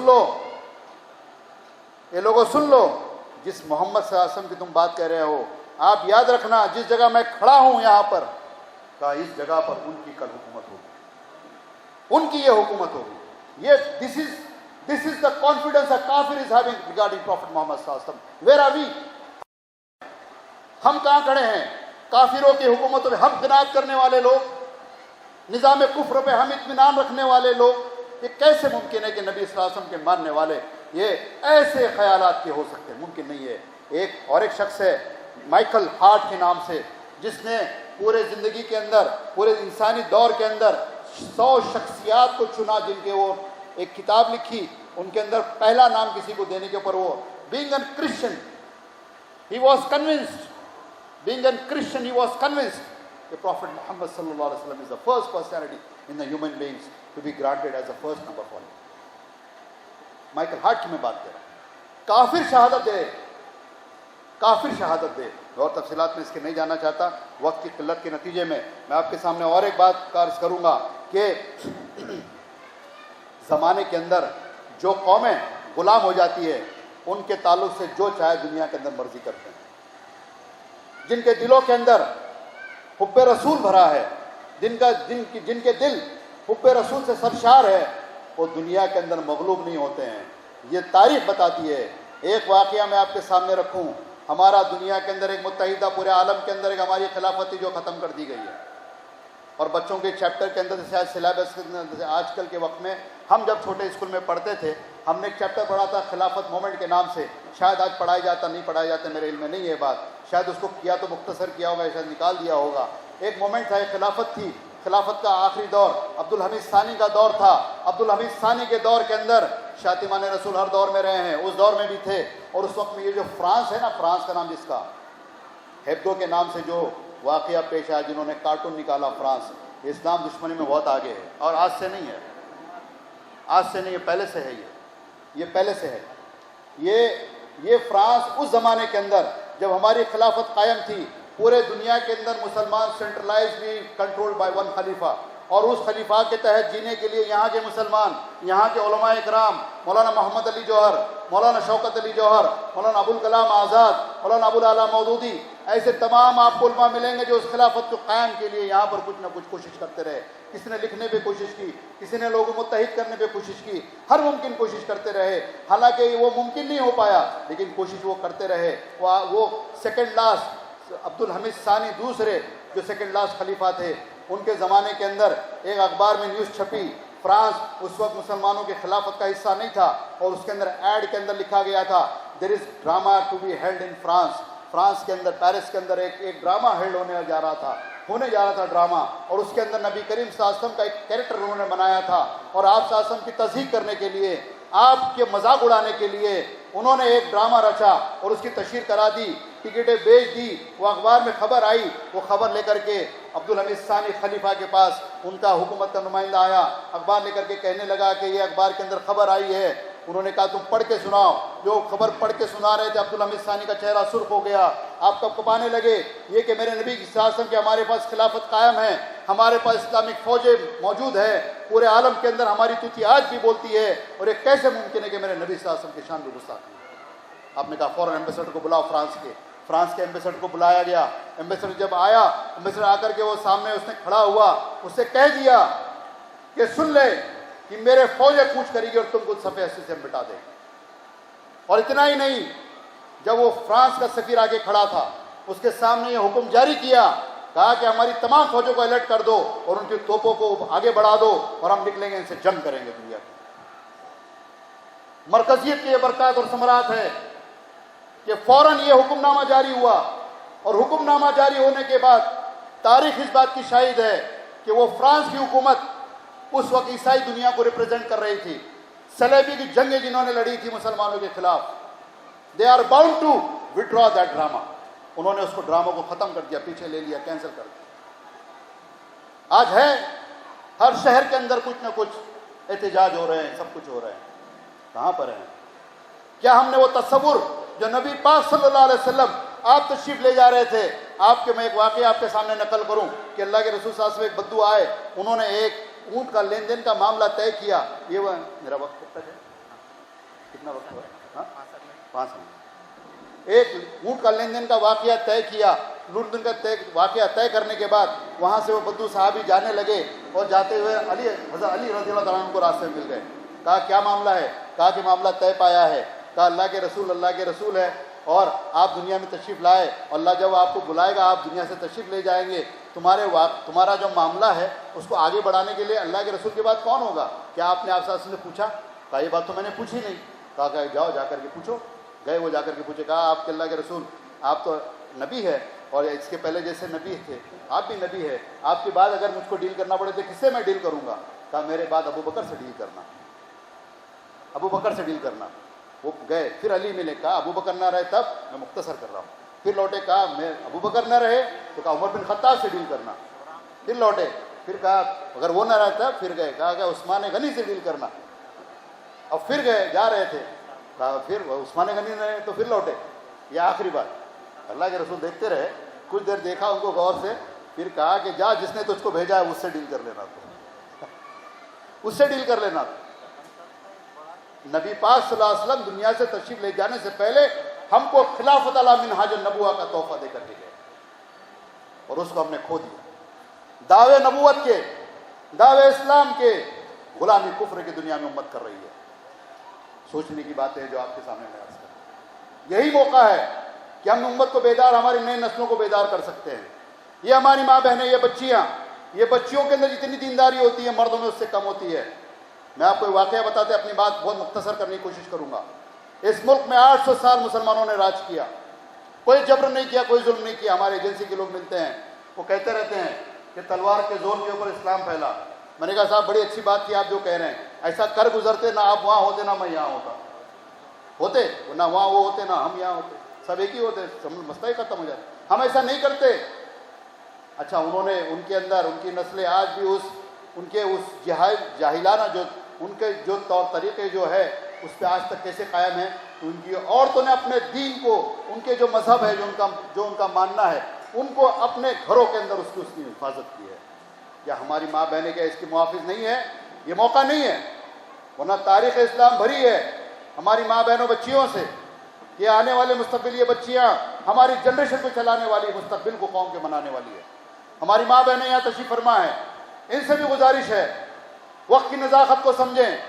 جتنے میرے سے پہلے ہمارے مولانا محترم نے جو باتیں آپ سے عرض کی اس کے طرف توجہ دیں آپ، اور وہ تمام چیزوں کے طرف توجہ دیں۔ یہ ان کی پڑھائی کو، ان کے دینداری کو، ان کے فیوچر کے کیریکٹر کو کھانے والی کوئی چیز ہے۔ میں بیس لائن سے اپنی بات کروں گا۔ نبی پاک صلی اللہ علیہ وسلم نے منع فرمایا ہے کسی خاتون کو کسی پرائے مرد سے بات کرنے کے لیے، بات کرے بھی تو اس کا ٹون کیسا ہو, لب و لہجہ کتنا سخت ہو, اس کو بھی ڈیفائن کیا ہے اسلام کے اندر. لیکن ہو کیا رہا ہے آج کے دور میں, سائنس اور ٹیکنالوجی اتنی ایڈوانس ہو گئی. میں انٹرنیٹ کا آدمی ہوں, رات دن میں 8 گھنٹے جب تک کہ میں انٹرنیٹ سے کنیکٹ ہو کے تھرو آؤٹ دا گلوب میں کنیکٹ نہیں ہوتا ہوں سرور سے, جب تک کہ میرا دن گزرتا نہیں ہے. اس کے باوجود اس چیزیں آپ کے سامنے عرض کر رہا ہوں تاکہ اس کی افادیت, اس کی اہمیت کو سمجھیں آپ, اس کے نقصانات کو سمجھنے کی کوشش کریں آپ کہ آج کی سائنس اور ٹیکنالوجی جتنی فائدہ مند ہے اس سے زیادہ تباہ کن ہے. اور خاص کر میں یہ کہوں گا اگر اس پہ کنٹرول اگر ہمارا نہیں ہے تو ہماری نسلوں کو برباد کر رہی ہے, وہ برباد ہو رہی ہے اور آگے بھی ہوتی رہے گی. اس پہ اگر کنٹرول نہیں, ایز اے بیس لائن جو ایگزامپل میں آپ کو دے رہا تھا وہ ڈیفائن کر دیا اللہ کے رسول صلی اللہ علیہ وسلم نے. آج موبائل کا دور ہے, بچی کے پاس موبائل دے دیا, سمجھ رہے بچی پڑھنے کے لیے کالج جا رہی ہے, بچی کیسے بات کرے گی, بچی سے کیسے رابطہ ہوگا, آپ نے موبائل دے دیا. آپ نے اس بات کا اہتمام نہیں کیا. بہتر انتظام یہ ہوتا کہ ایک گھر سے بھائی چھوڑتا ہے, باپ چھوڑتا, لے آتا. پہلے زمانے میں اس طرح کے اسکولیں جس طرح کے آج ہوتی تھی, کوئٹ خاص کر, کوئٹ تو آدھا ایمان کھانے والے مراکز ہیں ہمارے وہ تمام دیندار مدارس جو ایجوکیشن سسٹم میں ہے, ان سے میری گزارش ہے کہ کوشش اس بات کی کرے کہ کوئٹ کے سسٹم اگر آپ کی مجبوری ہے چلانا تو 2 ایک مارننگ شفٹ فار وومنس اور آفٹرنون شفٹ فار بوائز, اس طرح سے کچھ کر کے آپ اس کو چلائیں. اگر چلائیں کلاسز تو اس کے اندر اس کا پورا خیال رکھیں. آپ جہاں جہاں ایسے تمام مواقع جہاں پہ بچے بچیاں غلط بلط ہوتی ہے اس کو اوائڈ کرنے کی کوشش کریں. شیطان اچک لیتا ہے, شیطان مداخلت کر کے اپنا اس عمل تک ان کو لے جاتا ہے جس کے لیے ان کے کریکٹر تباہ ہو رہے ہیں. میں آپ کو بتاتا چلوں, یہ موبائل آپ نے دیا, بچی کالج جا رہی ہے, نہیں معلوم فون کس کے پاس ہے, نہیں معلوم کون فون پہ کس سے بات ہو رہی ہے, اور فون پہ جب بات ہوتی ہے تو طویل باتیں ہو جاتی ہے. شیطان اپنا کام عمل اس میں اس کا دخل ہوتا ہے اور آہستہ آہستہ بچیوں کے کریکٹر کو خراب کرنے کی طرف لے جاتا ہے. اپنے ایمان کی حفاظت کریں. یہ چند روزہ زندگی ہے جو دنیا کے اندر ہم جی رہے ہیں, اس کے لیے اپنی قیام کی جنت ہے ہمارے لیے. ہمارے دین کی حفاظت پہلے درجے میں کوئی کر دے, ایک بچی ہماری بنے گی, ایک خاندان اس سے تیار ہوگا, ایک خاندان دیندار بنے گا, ایک بچی اگر ہماری بن جائے گی. ہمارے بچوں سے میں گزارش کرتا ہوں اللہ کے دین کو سنبھالیے. نبی کریم محمد صلی اللہ علیہ وسلم کی دین کی عزت آپ کے ہاتھوں میں, نبی پاک صلی اللہ علیہ وسلم کی دین کی عزت اللہ نے آپ کے ہاتھ میں دی ہے. آپ نے اگر اس سے وفاداری کی یقیناً آپ کے ماں باپ بھی سرخرو ہوں گے, آپ بھی سرخرو ہوں گے, آپ کا خاندان بھی سرخ ہوگا. اور اس ملک کے اندر جو ہماری آنے والی جنریشنز ہے, آنے والی جنریشن کی حفاظت ہو سکے. ہم مایوس حالات سے ہوتے نہیں ہیں. سیرت کا یہ ایک پروگرام ہے اور اس موقع پر اور بھی چیزیں جو کہنے کی ایک خواہش تھی, لیکن مناسب وقت میں مناسب نہیں سمجھتا ہوں. جو باتیں میں نے آپ کے سامنے عرض کی ہے بہت پریکٹیکل اپروچ کے ساتھ میں ایک اچھی کوشش ہے جو وحدت اسلامی مقامی سطح پہ جو انہوں نے کی ہے. اللہ تعالیٰ ان کو اجر سے نوازے. اور شہر کے ان تمام ہمارے اہل خیر حضرات کا بھی ہم شکریہ ادا کرتے ہیں, علماء اکرام کا بھی ہم شکریہ ادا کرتے ہیں کہ ان کا تعاون اور ان کی سرپرستی اور ان کا سپورٹ وہ ہے جو ان کو آگے بڑھانے کے اندر ان کو معاون ہے. یہ آگے بڑھتے رہیں گے. آپ لوگوں کی دعائیں اور آپ لوگوں کا سپورٹ ان کو نصیب ہو. یہ انشاءاللہ کارواں بڑھتے رہے گا اور پورے ملت کو انشاءاللہ ہم جوڑنے کی کوشش کریں گے. ہم فقہی اور فروعی مسائل کے اوپر ہم گفتگو نہیں کرتے. ہم اصولی بات کرنے والے لوگ ہیں. فروعی چیزیں ہر کوئی اپنا کرتے رہے, فروعی بات ہر کوئی اپنی کرتے رہے. ہم اصل بنیادوں کی طرف پلٹانے کی بات کرتے ہیں. ہم اگر نبی پاک صلی اللہ علیہ وسلم کے پیچھے نماز پڑھنے والوں میں کوئی ہاتھ اوپر اور کوئی نیچے بھی ہو سکتے تھے, اگر ہو سکتے ہیں تو گنجائش ہے کہ آج بھی ہو. 1400 سالہ تاریخ کے اندر اسلام اتنے قرۂ عرض پہ پھیلا, اتنے جگہوں پر پھیلا, اور اس کے جو ثمرات اور برکات اس زمانے میں رہے کہ ہم آپس میں زیر دست گریباں اس طرح سے نہیں تھے. آج اس طرح سے ہے.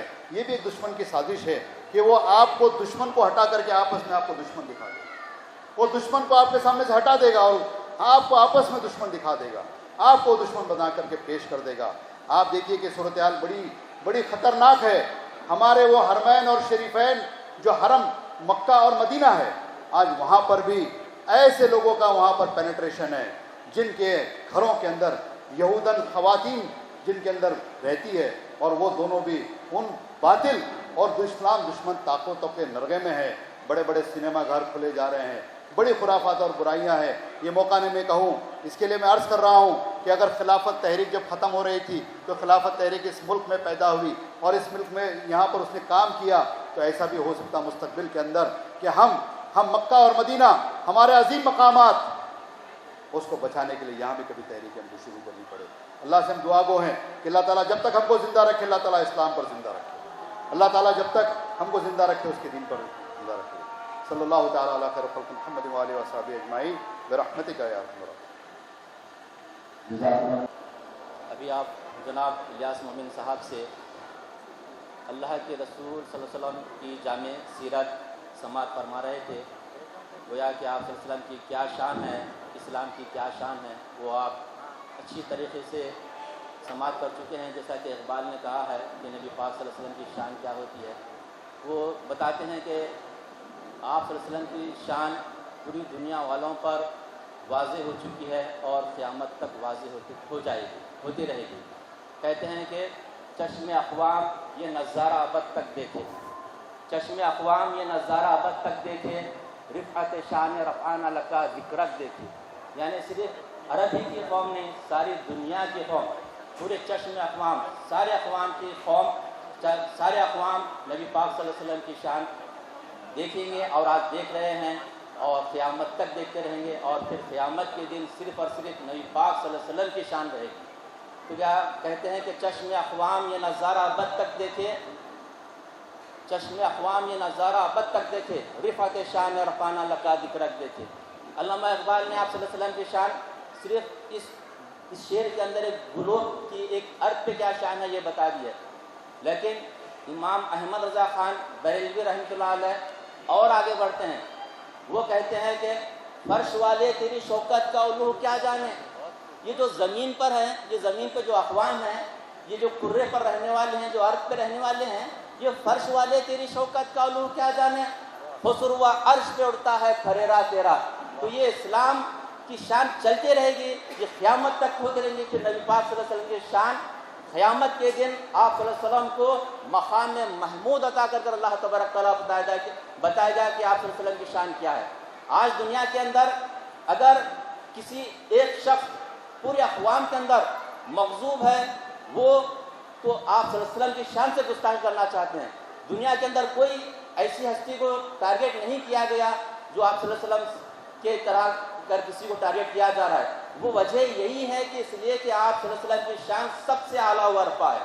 تو گویا یہ ہماری اب ذمہ داری ہے کہ اس بات کو ہم تمام اقوام تک واضح کر دیں کہ آپ صلی اللہ علیہ وسلم سارے انسانوں کے لیے رہنما، رہبر تا قیامت تک کے لیے ہیں۔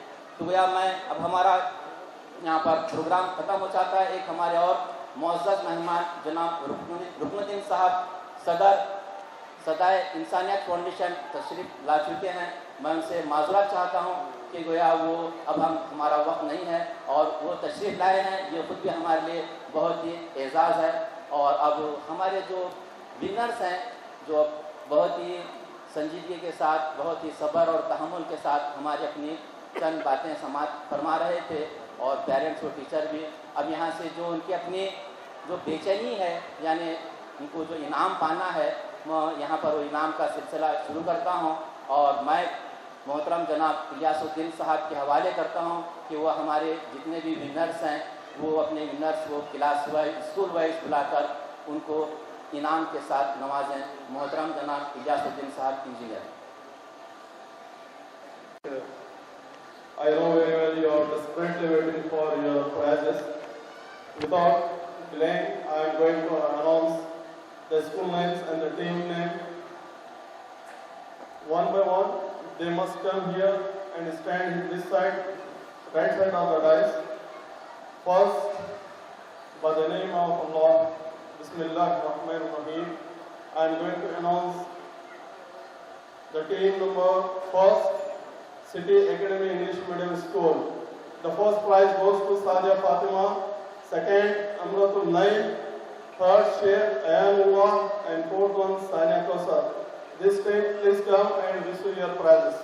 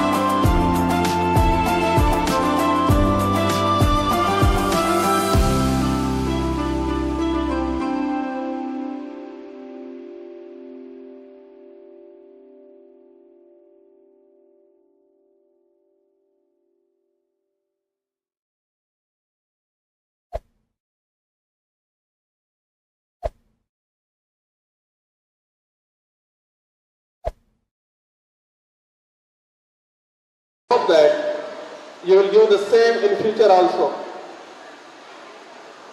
हमारे लिए वक्त निकाला और फिर तमाम तलबा व तालिबात और उनके सरपरस्त औलिया का भी शुक्रगुजार हूँ कि जिन्होंने उनको यहाँ तक लेकर आए और उनके लिए अपना वक्त निकाला, मैं उनका भी शुक्रगुजार हूँ। और फिर जो हमारे ताउन किए हुए हैं, जो हमारे धर्म में सुखन में हमारे लिए दुआएं की, हमारे लिए ताउन किया, मैं उनका भी शुक्रगुजार हूँ। और फिर ये जो फंक्शन हॉल है, अनवर साहब जिन्होंने सिर्फ हमारे एक कहने पर अपना फंक्शन हॉल हमें ये सीरत का प्रोग्राम रखने के लिए दिया, मैं उनका भी शुक्रगुजार हूँ। मैं तमाम हजरात का शुक्रगुजार हूँ और हमारे तमाम साथियों का भी शुक्रगुजार हूँ जिन्होंने वक्त निकाला और अपनी सलाहियतें इस फंक्शन को कामयाब करने के लिए लगाई। तो लास्ट में one and all thanks for this monument programme के लिए जज़ाकुमुल्लाह खैर। जज़ाकुमुल्लाह खैर। व नशहदु अल्ला इलाहा इल्ला अंत व नस्तगफिरुका व नतूबु इलैक। तमाम साथियों